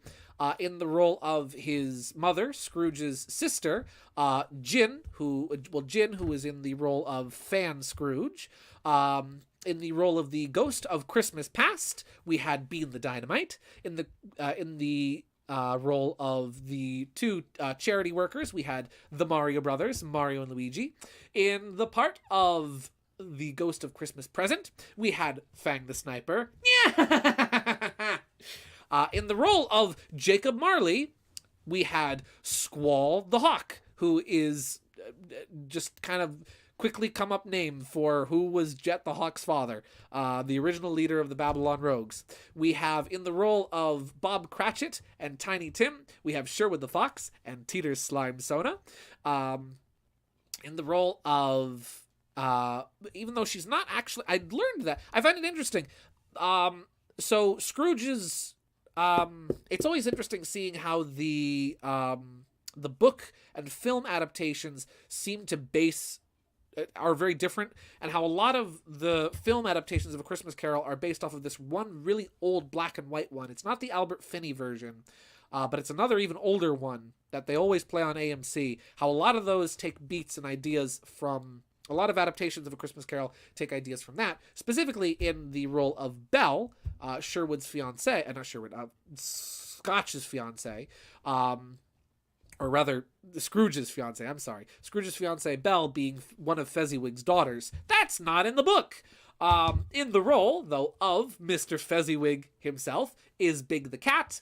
In the role of the Ghost of Christmas Yet to Come, or Christmas Future, is Bark the Polar Bear. And of course, our leading man throughout this entire adventure is Scotch the Jackrabbit in the role of Ebenezer Scrooge.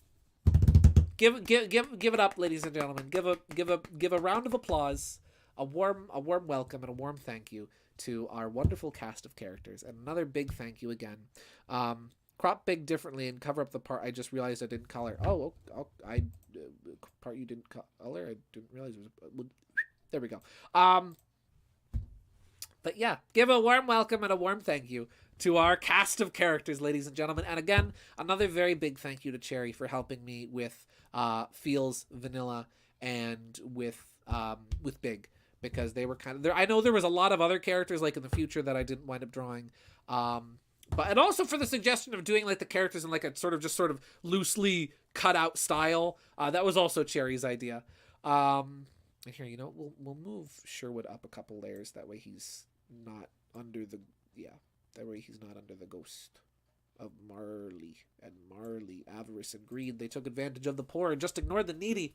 They specialized in causing pain, spreading fear and doubt, and if you could not pay the rent, they simply threw you out. But yeah, it's only 11 o'clock. If I know it is the Friday before Christmas, and many must go probably. But if you guys want to stick around for just, you know, the next hour until midnight, I can put on some music and work on some art. Luna, you made fan art already. What? But yeah, I'll make if you guys don't like, I'll probably just like work on some art. If you don't mind. I hope you didn't mind the lack of music through this. I just figured it would be a little easier for me to work without. Just easier for me to read and focus on the reading without stammering too much. Without music. My cousin does local theater, and this year they actually did a production of this story. She ended up playing Belle's character, though they changed her name. Interesting. I've seen A Christmas Carol on stage 3 times at this little place called the Newton Theater. It's the same place where I saw the Glenn Miller Orchestra and where I saw Postmodern Jukebox, and also where I saw Puddle's Pity Party. And it was phenomenal. It was so good. Let me check out what Luna sent me. Let's see. All right, time to make suggestion drawings in Fire Alpaca. Let's see. I sent a funny shorts to you related to how much you hate Donner's parenting. Yay! Hooray! We get to return to last year's Christmas trauma. I do have some art, actually, that I think is appropriate to work on for the end of a stream. You'll see in just a second. I don't know if I have it scanned. Let me check my documents folder real quick. And then we'll throw that in Fire Alpaca. We'll put on some groovy tunes. Discord really wants me to update my username, and I refuse. I refuse! Oh my goodness. Luna, I love this. Luna, this is wonderful. Please, it's a WebP. You know what? It's a WebP, but... Oh, wait, I got a better... Wait, if I open in browser. Now it's a PNG.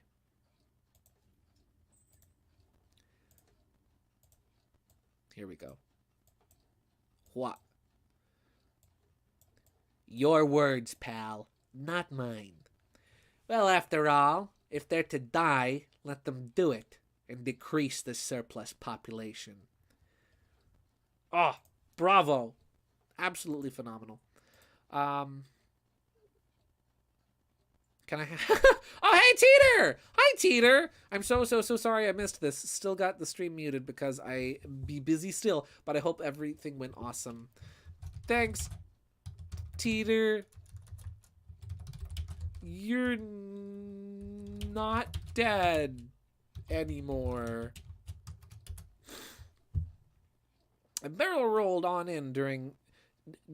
Brother, there's no K. There's no K in the beginning of his name. Knack's part. But I thought this was really good. Personally, I would have liked to see Eggy as Scrooge, though. Yeah, Eggman would have been a good Scrooge. There's an official, 4-minute long Sonic A Christmas Carol they made a couple years back. Here, I'll put on some Nintendo Christmas music. You know what? Chill Nintendo Christmas music. Not like the most over... just like nice mellow stuff. Relaxing Nintendo game music for Christmas holidays. Here we go. Yeah. I'll be right back. sit tight. I'll be right back. I just want to use the bathroom real quick. And then we'll do some stuff. Oh my gosh, KG's sending me all the goods. But yeah, I'll be right back, and then we'll do a little art. So BRB, yeah.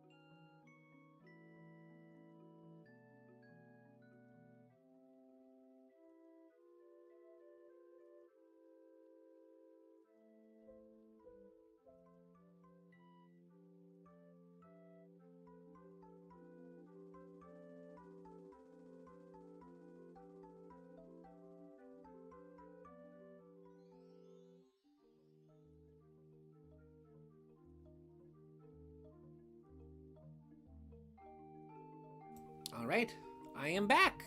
Hello, welcome back. Well, let me get Fire Alpaca up. And let me dig through my documents folder for a second so that I can find the art I wanted to work on tonight. Any of you guys got fun plans for Christmas? This was kind of so. Oh, I'll talk for a bit about the Christmas party. It was really nice. We had so at the other store they do a lot of cooking. Everyone who works at the other store cooks, and it does amazing. And so what we had soft shell tacos, which is not something you conventionally have at Christmas parties. But they were really good. I wound up having two. The first one I accidentally overfilled because I don't have soft shell tacos very often. So I accidentally overfilled it and wound up having to just with a fork eat the stuff off the tortilla first before I could fold it into a little wrap. Yeah.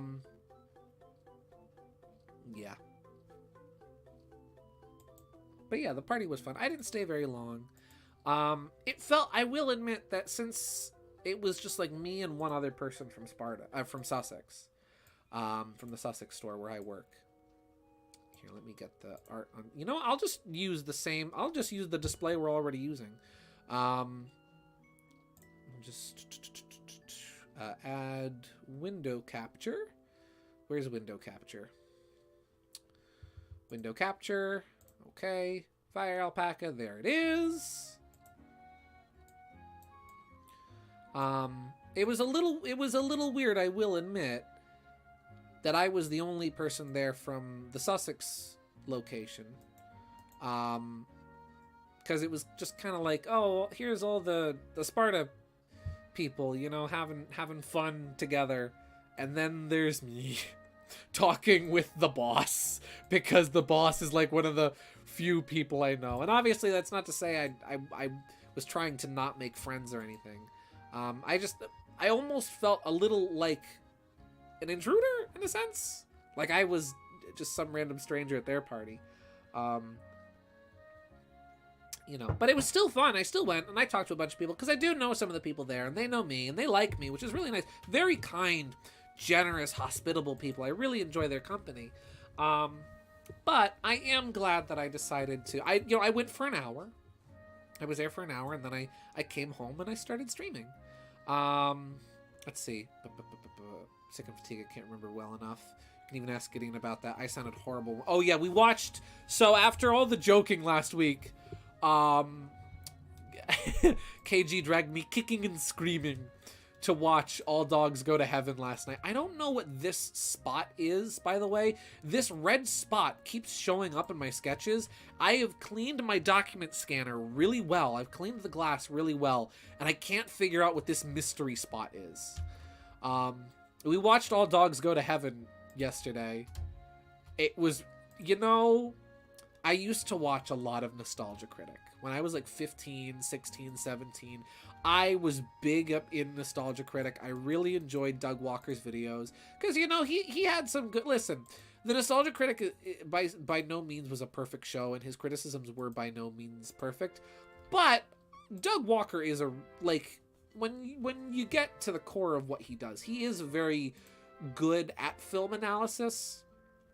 But I didn't always understand that a lot of his reactions to things were played up for humor, you know?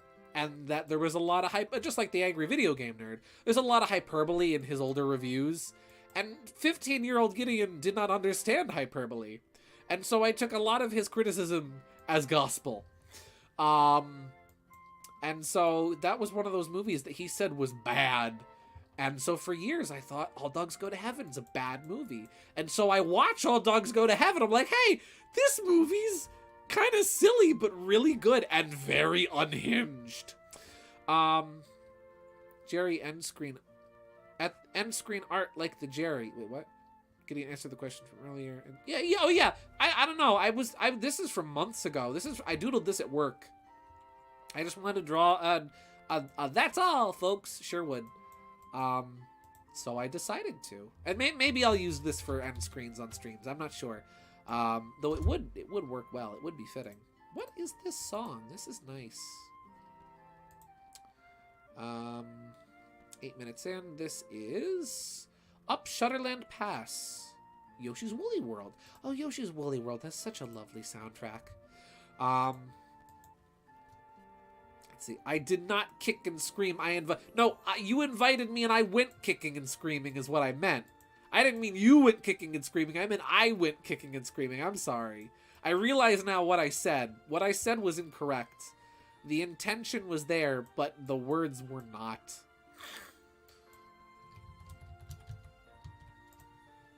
Yeah.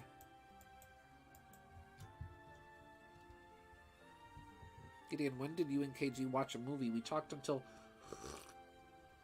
2 a.m. Were you texting through the movie? Are you one of those people? No. This was like... I think it was like around 8 o'clock last night that we watched it. It was us and a couple people from another server. You guys have seen Roast pop in once or twice in my chat here. He was there. We watched it on... I don't know what it is exactly, but essentially it's a watch party site that like works with Discord. It was very good. I enjoyed it. Burt Reynolds plays essentially Fang the Sniper as a dog who's dead and running out of time. It's literally Mad Rat Dead with a dog, essentially. Mad Rat Dog. It was good. I enjoyed it. I couldn't place the main character's voice for a while until Roast pointed out, oh, it's Burt Reynolds. I'm like, ow! That's who it is. I recognize Dom DeLuise as Itchy. But I'm like, oh, man, who is Charlie? Who is his... I know this man's voice. Dom DeLuise has one of those voices where, like, you know him. He's everywhere. He's in a lot of Don Bluth movies. Yeah.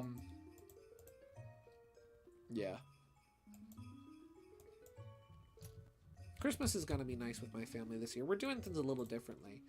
The whole family isn't going to get together like on Christmas Day or anything, but we are going to get together on separate days and whatnot to exchange gifts and whatnot. My folks and I, we're going to go out for dinner on Christmas Eve, and then we're going to stay in. And Mom's going to make a lasagna on Christmas Day. Going out for dinner on Christmas Eve is very different. We're going to try to go to a candlelit service at this one church, and it's going to be really nice. Not sponsored, but have you ever tried Luden's Wild Cherry Throat Drops? It's deliciously soothing. I have had those. Those are good. KG is currently addicted to cough drops, guys. Lock my, thank you. Lock my sketch. Thank you.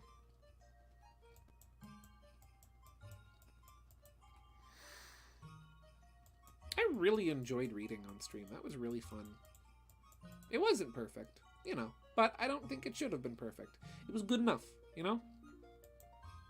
It was fun. I hope you guys enjoyed that. I want to do like I want to do like maybe some, oh, Emily, you have something to show me? Did you send it to me on Discord or did you send it to the server? I want to like read like more like, I really want to play the Ace Attorney games. I think they look really fun, and I think they'd be really fun to do on stream. And I'd like to start with like maybe the first game. Oh, Modern Jump the Flamingo in the server. Very nice. Jay, if you want, I'll put that up on the screen and show that. You're gonna send. Okay, there are 2 picks throughout this reading. Nice. I know it was a very different. Set one to Discord. Okay, I'll put that up then. Check it out. We've got a Modern Jump the Flamingo. Let me put him on screen for. You know, we'll put him on the overlay. Jay, your signature is really nice and clean. It looks good. Oh, oh, that's cute. This is really cute.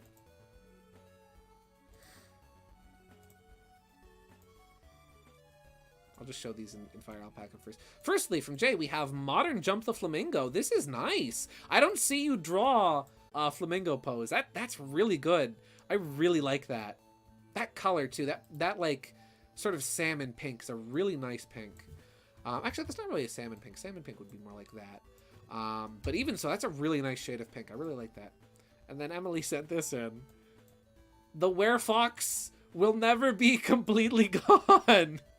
He's still here. Sonic Unleashed may be gone, but he's still here. This is adorable. This is absolutely adorable, the 2 of them together. All Christmased up.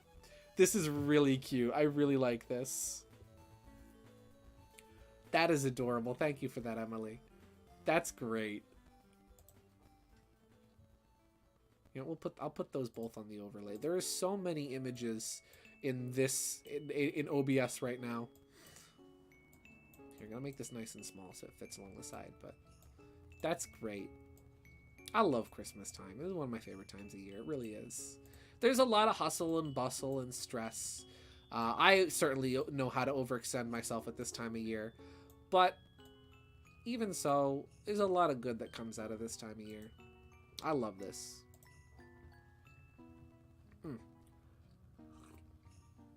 Alright, where was I? Oh, all the things in Fire Alpaca aren't showing up properly. That's cool. There we go. Hi, Task Manager. What are you doing here? I love when I misclick. Fun fact about flamingos. The brighter pink they are, the more aggressive they are. I did not know that. I did know that the bright color, I believe, of flamingos, or another bird similar to them, I forget, I believe comes from, like, in terms of, like just like where it came from over time. Doesn't that come from like their diet of like eating a lot of like shrimp? I think. I could be wrong about that. Why'd you draw it? Why'd you draw it, Emily? Feel free to tell. Do tell.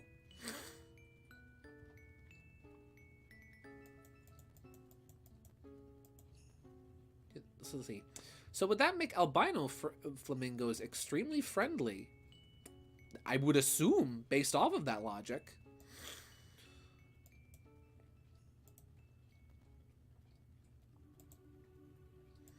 Super Jump would be really bright pink. He is aggressive. The flamingo is aggressive.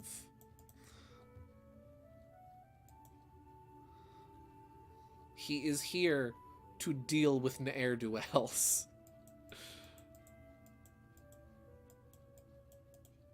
There we go. Yeah. It's been a very busy year, and it's crazy to think that this year, it's crazy to think that 2023 is already coming to a close. Let's see, I was kind of inspired by that one art streamer. Gideon drew Fluffy Boy for the first time. Then you and KG were doing shenanigans, which involves changing his nose red, so I wanted to draw it. Oh, I see! Yeah! Christmas nose! Red nose. Very nice. I see that now. I get where you were going with that. That's great. Thank you for that. Thank you very much for drawing that. But yeah, this year's really gone by very quickly. Gideon, answer my question. Also, I sent a thing. Yay!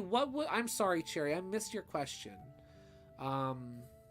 What was thine question, dear friend?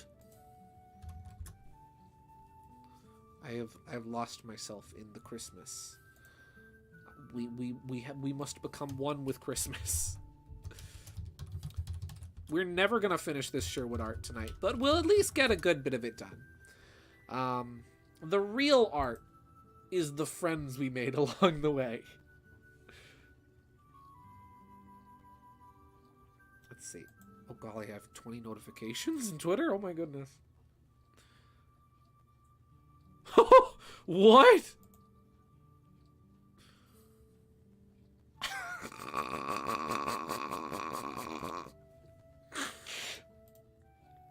KG, I'm sending this to you.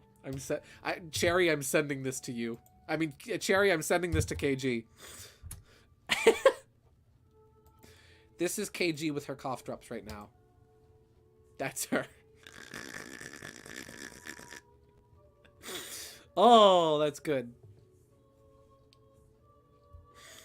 Oh boy, oh boy, oh boy, oh boy. Facts, the sound of a Volkswagen starting up. Oh, Mike, okay, that's great. Was my car actually started? It was 20 degrees today, and my car doesn't like starting in the cold. And thankfully, my car actually did start today, so I could go to the party. What is this song? This is, we're at 18 minutes. This is Our Eternal Land, Xenoblade Chronicles 2. This is nice. Gideon, did you cut out the art like that when I described how I was going to cut out mine, or did you wait to see how I did it? I waited to see how you did it. And then I mimicked the way you did it. You know what's funny? The both of us did a little bit of mimicking of each other, where I mimicked, like you mimicked the grid pattern of the graph paper, and I mimicked your method of cutting out, because before that I just had the characters literally cut out of the page. Like their line art was as far as they went. There was no overlapping border around them. It was just line art, boom, done. Yeah, it's a spray bottle in a garden hose. Yep, that's me. That's me. I am the Windex bottle. We have a Windex bottle on the sticker star overlay for that reason. I'm thinking next week we'll probably go... So next week, obviously, is going to be the Friday before New Year's. So here's what I was thinking. I've teased you guys with the GSV Awards, and we are definitely going to do it, where we'll rank the year of streams. I'm back. Laughing actually hurt my throat. Oh no, KG, I'm sorry. I'm sorry, KG. I needed those drops. You needed them. So the GSV Awards, where I'll let you guys vote for like the best streams in different categories. And we'll have a whole fun phony awards show. It'll be great. I'm not sure whether I should do that next week. I'll make a poll. If I should do that next week or the first stream of the year. So last stream of the year or first stream of the year. Would you guys like the GSV Awards first or last stream of the year? Personally, I will say, personally speaking, it might be a little easier for me to do it first stream of the year, just to give me a little extra time to get ready for that sort of thing and get it all nice and prepared. But I will leave it up to you guys. Gideon, I just realized you didn't show the uncolored art I made. Honestly, I think... Oh, yeah! Cherry did one other art piece that I didn't show. That's really good. This really nice artwork of Scotch. Really, just such a nice pose here. This artwork reminds me a lot. I forget which artist it is. I think it's Matt Herms. Or Hermes? I don't know how his name is pronounced. But this reminds me so much of Matt Herms' artwork that he did for Archie, and I think that he still does for IDW Sonic. Just the expression, the pose, everything here was just absolutely phenomenal. Such marvelous art of Scotch. This can go over here too. Already sounds better than the Game Awards. Anything is better than the Game Awards. Ooh, we're tied 50-50. I'll give it another minute and then I'll flip a coin. Sadly, still has stream muted. I'm sorry. That's okay, Teeter. Is okay, Teeter. This is not what I was hoping for. This is beautiful. This is wonderful. This is not what I was thinking of with chill Christmas music. Crystal Palace Crawl, Paper Mario. Good song. Not the mood I'm looking for. You know what? We're just going to go and listen to a different Nintendo Christmas music playlist.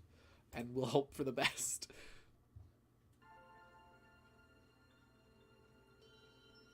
Here, we'll... Lake, Pokemon Legends Arceus. Here we go. Oh, not that. I meant the art you use in the black and white filtered version of the... Wait. Oh, not that. I meant how the art you use is the black and white filtered version of the colored art I mean. Oh, yes! Yeah, Cherry did... You know what? I'll show that, too. Cherry did color all the art that they made for tonight. I only used the black and white versions as to blend in properly with the art I made. But here we have Fezzy Big in color. Here we have Feels in color.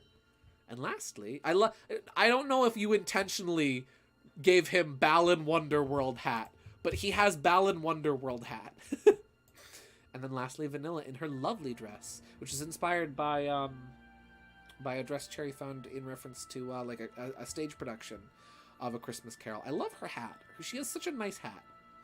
I also really like how you made the eyes partially transparent through her bangs. Really just such a lovely design. Scroll back. There we go. Hi, Bark.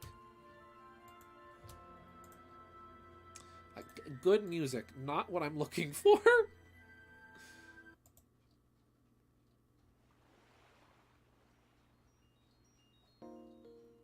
There we go.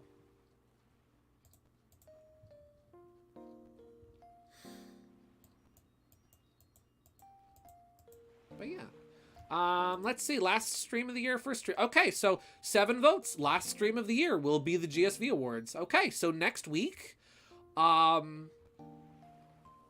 outlining inlines. Oh no, these are. See, these are outside lines. See, this is the crevice between his arm and his body. Thank you though. Okay, so next week we will do the GSV Awards. We'll do the whole kit and caboodle. Now, here's my further question. Let's see. I'm back catching another friend's stream Friday nights. You know, that's okay. Friday nights are busy and it's Christmas time. I get it. Don't worry about it. You're good. It's nice to have you here at all, Mario Simpson. Yeah. Okay, so then next week, here's what we'll do.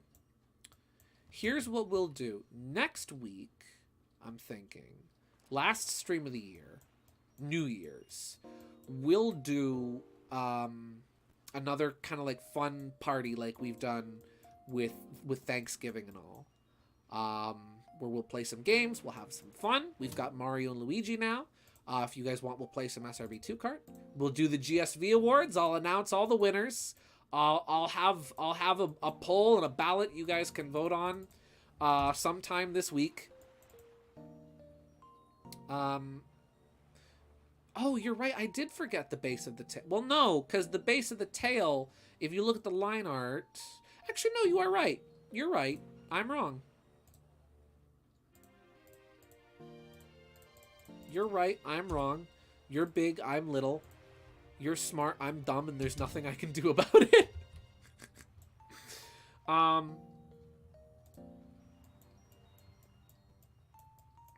Yeah. That'll be fun. And that's how we'll close out 2023 for the streams. I think that'll be really fun. That'll be a good way to close out the streams, to close out the year. Yeah. I would genuinely like to thank all of you guys for tuning in and for joining the streams and for sticking around through thick and through thin. Because it's nice. I look forward to this on a weekly basis. It really has become a highlight of my week, getting to spend some time with all you guys and playing funny games and doing funny art and whatnot. And as the year comes to a close, I am very thankful for all of you. Well, if you look at the line art, I'm correct. Actually, Cherry, I'm gonna draw Cherry live on stream. You ready? We're gonna draw Cherry right now. Cherry, this is you. This is you. You ready? This is you. Here's your glasses, right? And the like the unibrow frame, and the funny nose, because I know Cherry loves the funny nose. And then this is you. This is you. Actually, and then the hair. How's the hair go? Hair goes like. And the bun. There you go. I'm sorry. Listen, you actually on an art stream, you get what you pay for. I'm sorry. It looks like a carrot.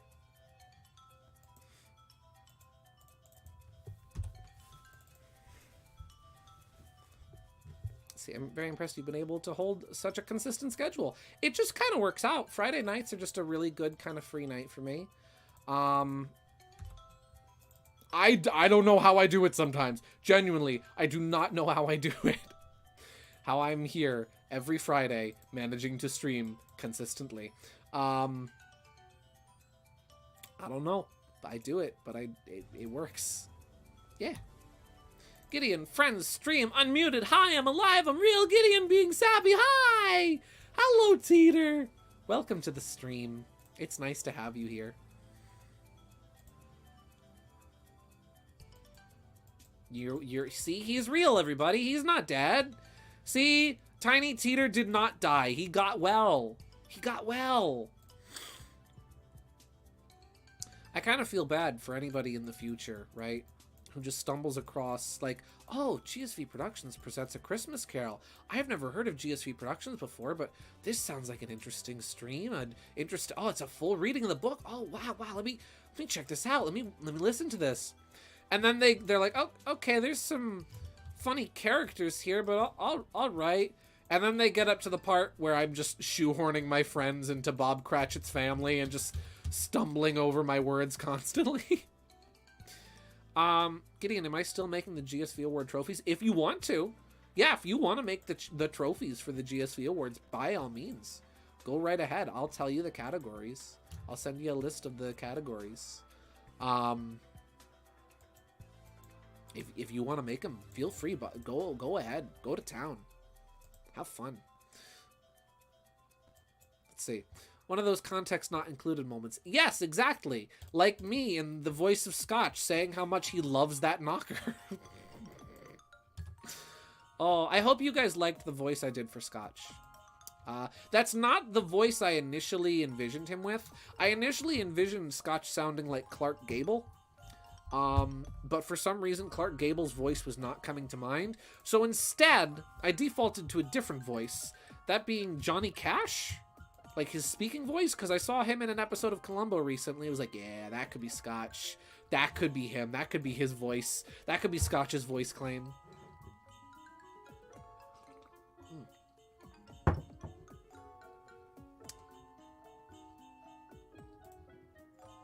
Yeah. There's a lot of jokes I can make, but I won't. I won't, as to maintain my own integrity.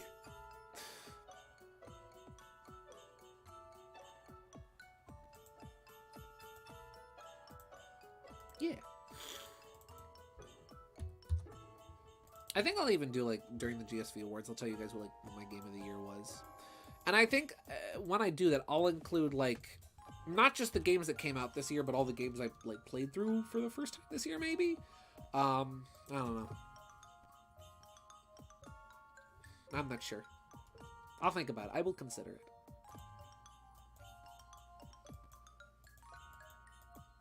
Yeah.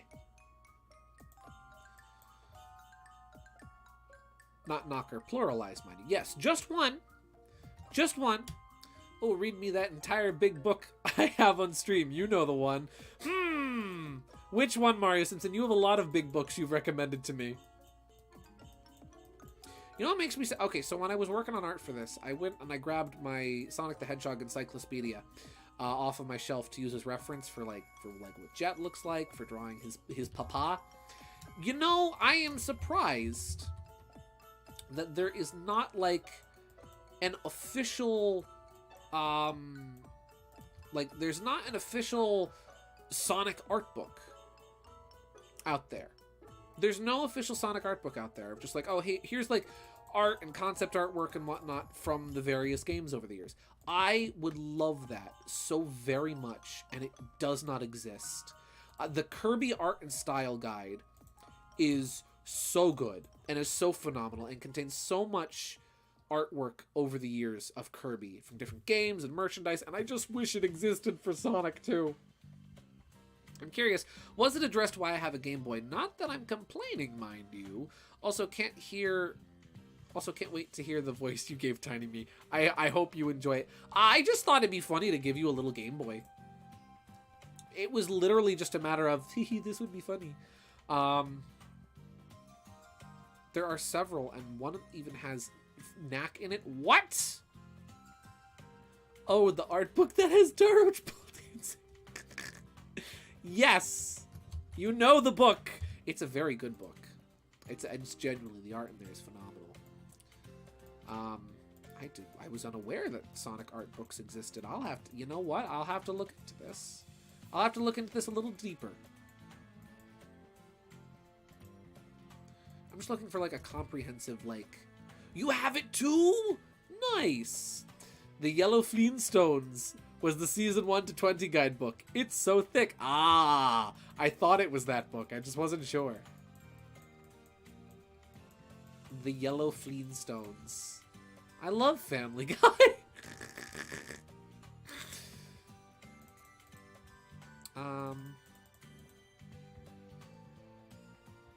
Question, what knocker, singular, was Scotch looking at? The one on his door. He was looking at the knocker on his door. His door had a big brass knocker on it. Just one. Just one, mind you. gonna have to dig a little deeper. Don't worry, I'm a professional. I know what I'm doing. Don't worry, this is gonna work. This is me working smarter, not harder. And this we're going to leave as a separate layer. Monocle inside. That way I can color over it and have it look nice. Yeah. Jet's dad, and he was shocked when he saw it. Yeah. Scotch was looking at Jet at Squall's knocker. That sounds really weird and sounds even worse now that I've said it. That is an interesting detail about A Christmas Carol, though, that I think about sometimes, is that everybody talks about, oh, Scrooge had this big house. Scrooge had this big house. He has a big house in a lot of the depictions, but in the book, it's just this little apartment. And I always found it interesting how it's not even his house. Scrooge is such a miser. He's so cheap that he can't even be bothered to get his own house. He lives in an apartment that he inherited. Like, what a cheapskate.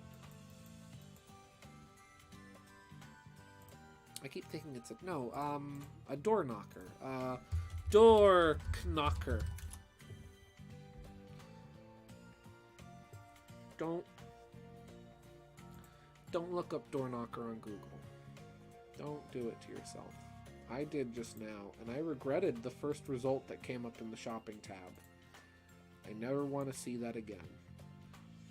A door knocker. You've seen one. Google is not your friend.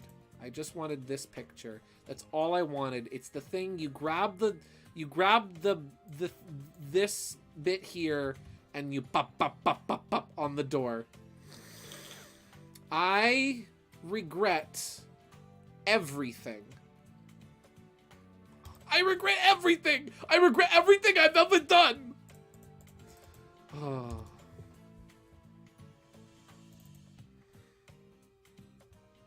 Well then, this has been a very interesting Christmas, that's for certain.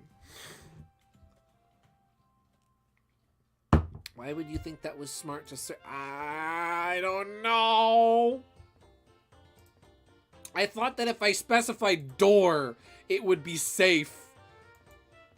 Technically, what I saw was applicable.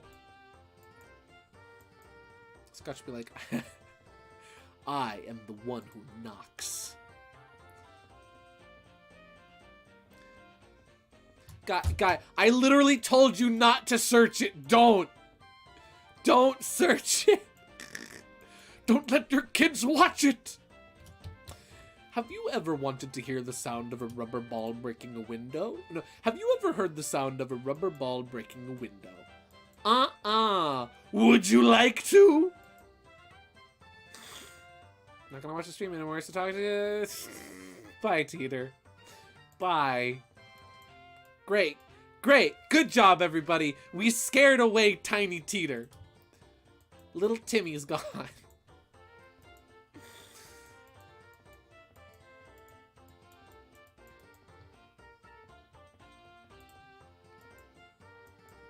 Oh.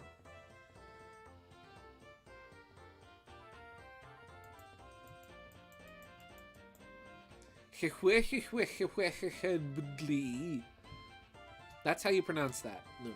In case you were wondering how you pronounce that's how you pronounce it. I genuinely don't know what a knot.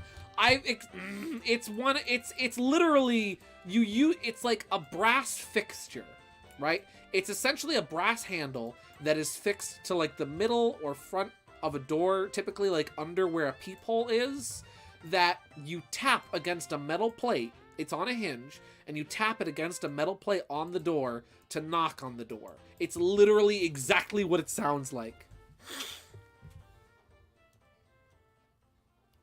Oh, funny story. I was Christmas shopping with the family the other day, and I saw Fruity and Cocoa Pebble candy canes, and my thought was, Barney, my candy canes! You guys ever think about how weird it is that the legacy of the Flintstones is cereal? I don't listen. I don't talk. I don't walk up to random kids on the street and be like, "Hey, do you know who Fred Flintstone is?" And probably a lot of them know him now because of Gil the Son or Silva Gunner. But isn't it weird to think? Did I say underwear again? Did I say it again? Did it happen again? Did you guys bambunkle me on another stream? I'm not safe. I'm not safe. Anyway, isn't it weird to think that a lot of kids probably know the Flintstones nowadays, at least, from breakfast cereal and not from the actual cartoon? I said it again. I can't believe this. I can't believe you've done this. You should all be ashamed. All of you. Don't, it's funny. Oh.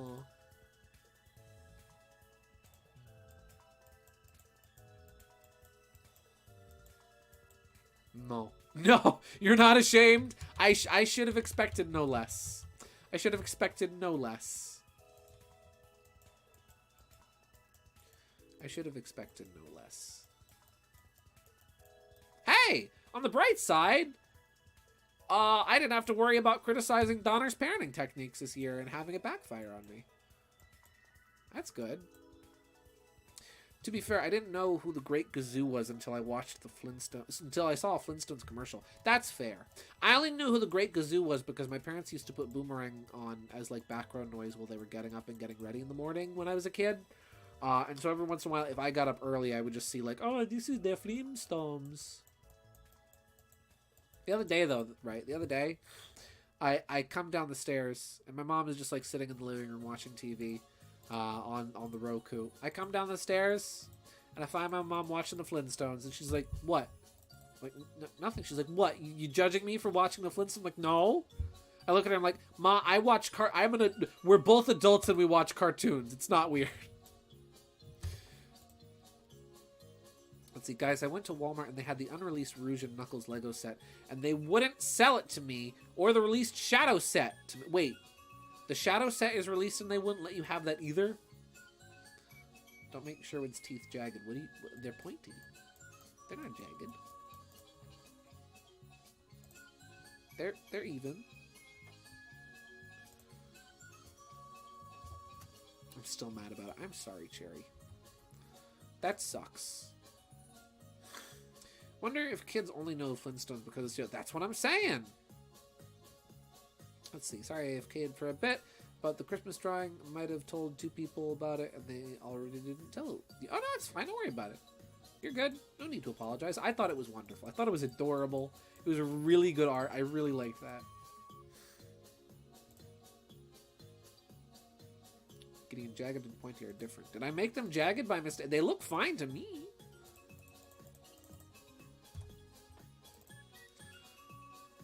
I am not super ashamed 64. Sorry. No. You're not super ashamed. You're super cheater 64?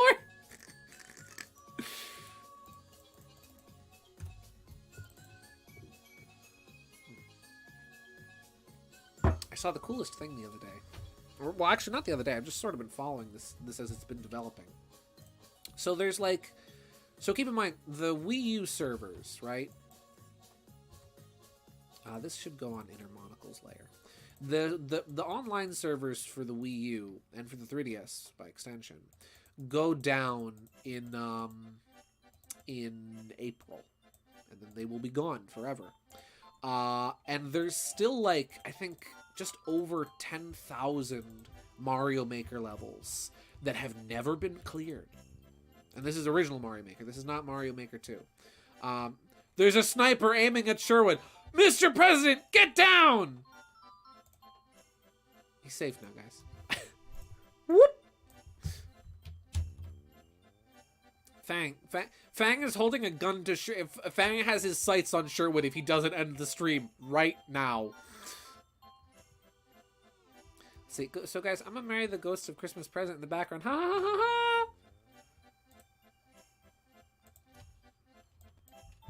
Luna's out here marrying ghosts. It is concerned. Again, I don't know where this gosh darn spot is coming from. I've cleaned my scanner like 5 times.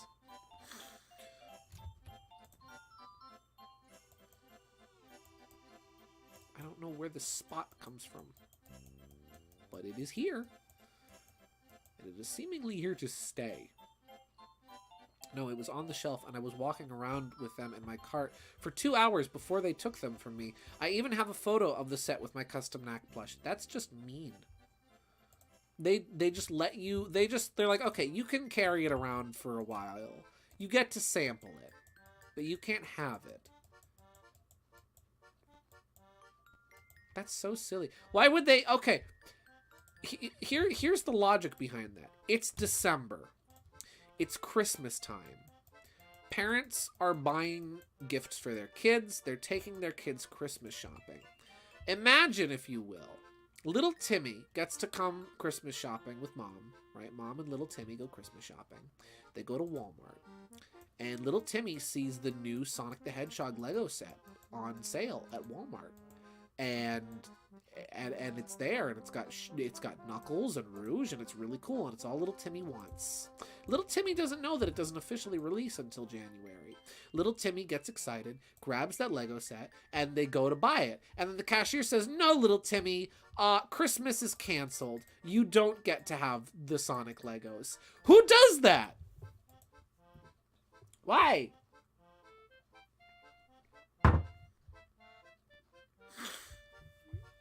That's mean.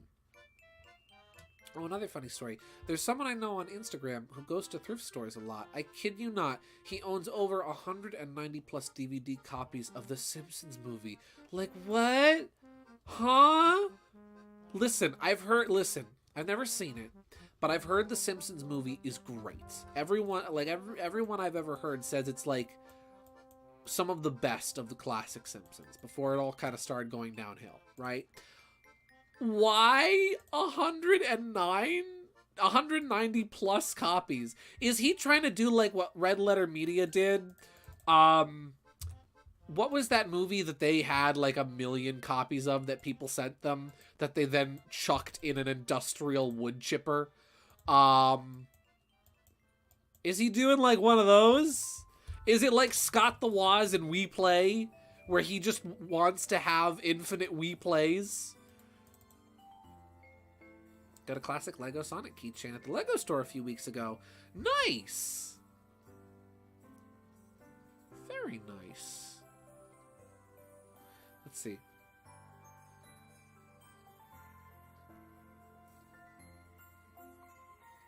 It's alright. Oh, okay. I've heard a lot of good things about it. Or at least I've heard a lot of people say it's really good. I know that you're like the aficionado here. If anyone needs opinions on The Simpsons, I know you are the one to go to.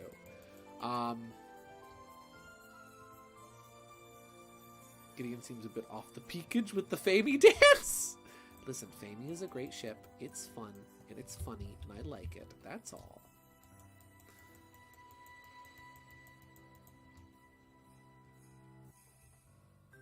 I'll say, I've had Target put the video games on the shelf that they aren't supposed to be out yet. They wouldn't sell it for me because they literally can't. The register won't let you. That's how it be. Oh! Yeah, but that's the thing. It's like, if the register can't even recognize it, why put it on the shelf? You know? Like, if the customer can't even buy it, why tease them? That's just mean. That's just rude. Think of little Timmy. Think of little Timmy. Gonna ruin Christmas for little Timmy. You're still guilty for liking fan. I will own that. That's right, I'm guilty. It's a fun ship. It's a crack ship. It's weird. It's zany. It's wacky. I like it. It makes no sense. Breaking the street date, but not really. Yeah, exactly. It's not really breaking the street date if it's not even for sale. That's hokey, I dare say.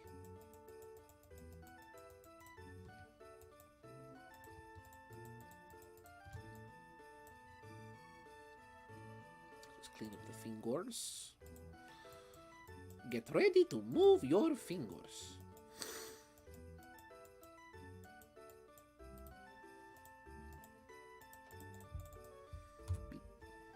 How's that look? A little rough, but we'll just even it out. Gideon, when are you finishing the Famey comic? Gideon, when? Oh golly, the Famey comic. That was, you know, I will one day. Maybe I'll do that over the winter. I'm not sure. I never even started that. I only had that little concept doodle written down.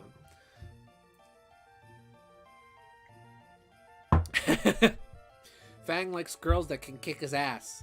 I love a woman that can kick my own ass. Still never seen Cowboy Bebop. I really should see Cowboy Bebop because I hear it's one of those legendary animes that everyone needs to watch. And I know, obviously, I know of like the intro. The intro is legendary.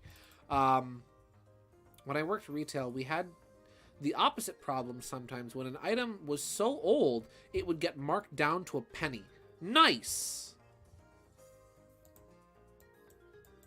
I've seen pictures people have posted of like games that have been on shelves so long at Walmart. Like I think I saw this with like Bravely Default 2. Somebody posted a picture of Bravely Default 2 that had been on the shelf at Walmart for such a long time that the box was sun faded. And it was indoors. Let's see.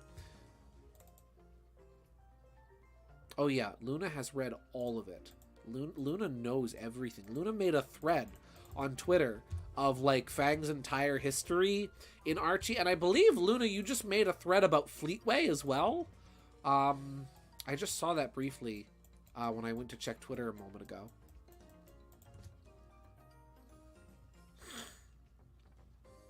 Let's see. Usually it was old clothes or something, and every now and then a few wouldn't get pulled from the shelves, so penny shoppers would come and snipe them up. You know what? Good for penny shoppers. I'm really happy for those penny shoppers that they get to buy something. People got a penny, they got a shirt. I like that. That's good. We need more of that in the world. We need more stores that are just like, well, nobody's buying this, so it is a cent.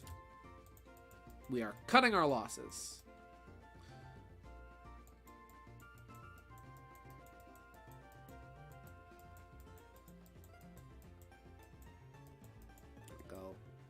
It's almost time to go, but I at least want to finish. You know what? It's almost time to go, but I'm almost done with Sherwood's line art. So I'm just going to finish up Sherwood's line art, and then we're going to pack it in for the night. Yeah.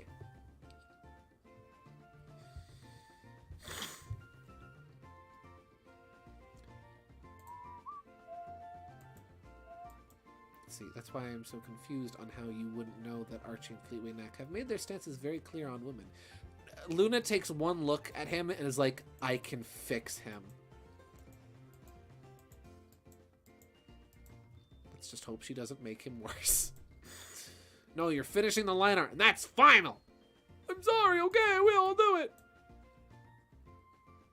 I'm working on it! Let's see. Fang has 123 appearances in Fleetway and 397 in Archie. Wow! I have a lot of reading to do. Or he can make me worse. There is always the possibility. What's that? You're gonna quote-unquote fix me? Yeah, we'll see about that, Toots. I find it funny how, like, almost every film version of A Christmas Carol makes the Ghost of Christmas Present so much more, like, facetious and sarcastic. Like, he is just a complete pain in the butt, and you love him. He is so fed up and done with Scrooge's bullcrap in, like, every movie version. But in the book, it's like, he's pretty tame. In fact, he doesn't talk that much. He talks a lot more in every movie version. Don't ask Corson about her crime list. What she can remember of it, at least.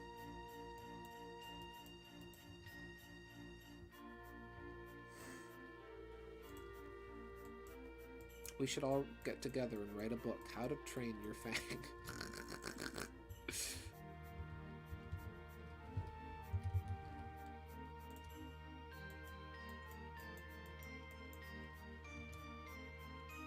remember the first time I read the book was in school, actually. It was a while back.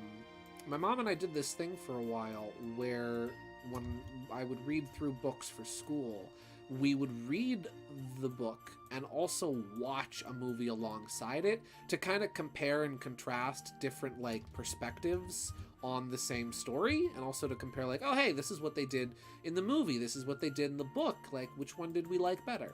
And I remember when we did that with A Christmas Carol, instead of watching a movie, because I've seen so many different film versions of A Christmas Carol, I made it a goal of mine for a while to watch, like, every film version. I never finished. I'm still trying to find a place where I can watch The Stingiest Man in Town, which is Rankin Bass's version of A Christmas Carol. Either way. I'm trying to figure out what's going on with the line right there. That might just be a straight... Oh, yeah, that's just like a straight line I didn't erase. And the first time I ever read the book, instead of watching a movie alongside reading it, we read it along to Tim Curry's audiobook of A Christmas Carol, which, man, I love Tim Curry. Tim Curry is amazing. Let's see. What are your thoughts on IDW Amy and Tails Tube's Amy, both outwardly admitting hatred of Fang? Do you think it's out of character for her or a good base for development? I would say it's a good base for development. I don't think she necessarily hates him, just has a certain distaste for his methods. Even if you look at the 30th anniversary, Amy 30th anniversary comic, she was willing to put her differences aside to team up and help him recover Bean and Bark, along with recovering her own friends. This development was before either of them happened, and even so, I was more so expressing how Amy's characterization fell flat around modern. Yeah, I think that in regard to how she is characterized and how Fang is characterized, because I feel like Amy has had a lot of characterization, obviously, in IDW, and in the more modern games, but not really in regard to Fang that much, like in terms of character relationships. And since Fang is only just kind of now getting his footing in the... not necessarily in the modern universe, but in the modern world of Sonic, just like of media in general. I don't think we really have enough yet to judge how they interact as characters. And even then, Famey as a ship, I just think is funny because the things I've seen KG do with it, it's very out of context. It's very much so like, okay, this ship would probably never work for real. It's just sort of fun to look at and be like, hey, this is funny. I like this.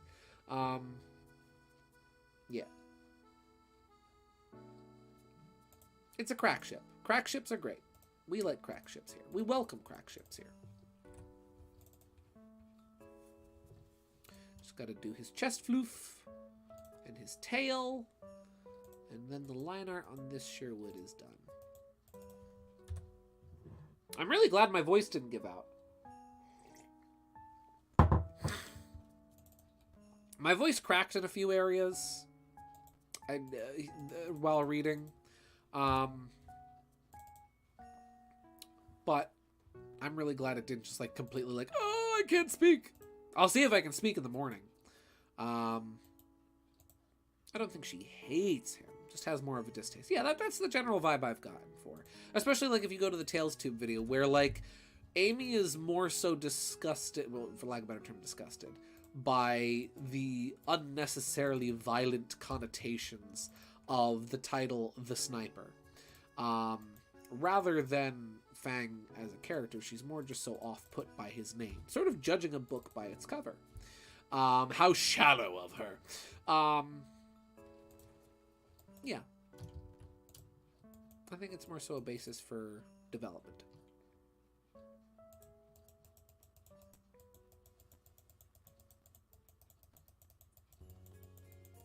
And now I'm getting tired too. I can feel it.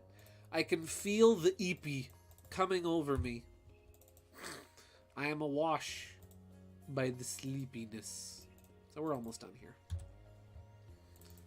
As fan on both, I'd suggest not writing off one completely. Expand your hand. I mean, how do you feel about it? What new stuff happens in Sonic? I usually try to work it into my stuff. Is this something you think would help as a springboard, or should it just be tossed? So who's buying the first issue of Fang's comic day 1? Me! I'm buying it. I'm buying it. The day it comes out, I am buying it paperback. I'm going to purchase it. It is going to be shipped to my home. That is, I'm probably going to wind up reading it before it arrives at my home. But I'm still going to purchase it, and I want to have that paperback. I don't buy comics very often, but that is one I really want to have, because I feel like that's significant. That's really important. Like, oh, hey, my favorite character, one of my favorite characters of all time, if not my favorite fictional character, is getting his own little short miniseries. That's exciting. That's a big deal. I am jumping on that ship. I'm getting on that boat. I ain't letting it leave without me. That's a big deal to me. I want to show Sega with my money that Fang the Sniper is cool and deserves to be around more. And get more comic appearances. And get more merchandise. When is Jax Pacific giving us a Fang figure? I need to know. I need to know. Let's see. An example is Ian Flynn joked on his podcast that Bark and Amy are pen pals still to this day, and I wrote that into Cherry Laurie's 100% canon. I thought that it was interesting, so I took it. Yeah. Well, is that it for the line art? That is it for this line art. Yeah. Oh, you might ask me. Okay, yeah, I'll send you this playlist. Oh, you know what? Let me just sharpen up these lines here on his hair. And then I think that'll be a good place to leave off for the night. Let's see. Like I said, she had a distaste of Fang's nature, but I don't think she would ever turn him down, as she would try to help or whatever is needed, as shown by the Amy comic, her offering help. Yeah, Amy's character kind of, as of now, she's still very caring and empathetic. And I don't think she would necessarily turn down somebody she thought she could help. I'm hitting the insert key, and it's not inserting anything. That's strange. Oh, because I'm holding down the shift key. That's why. Okay. Let's see. I'm buying all the variant covers. I need the message made loud and clear that we need more knack. Good. You should, because we do. Well then, ladies and gentlemen, this was a wonderful stream tonight. I would like to thank you all very much. Oh, this is not a Fire Alpaca document. Let me save this properly. I'll just save this on the desktop. My desktop's a mess right now. There we go. Well, thank you very much, everyone, for tuning in. This was an absolutely phenomenal stream. This was really fun. I had a really good time tonight. I hope you guys all did too. I hope you guys enjoyed the book. I hope you guys enjoyed the reading. This was really fun. I've been looking forward to this for a while now, and so I really do hope you guys enjoyed it. Thank you very much for tuning in. It is late, so I shall be off to bed now, but as always, thank you very much. Merry Christmas! And yeah, and as we say in the cartoons, well, as Tiny Tim observed, God bless us, everyone. And as we say in the cartoons, that's all, folks!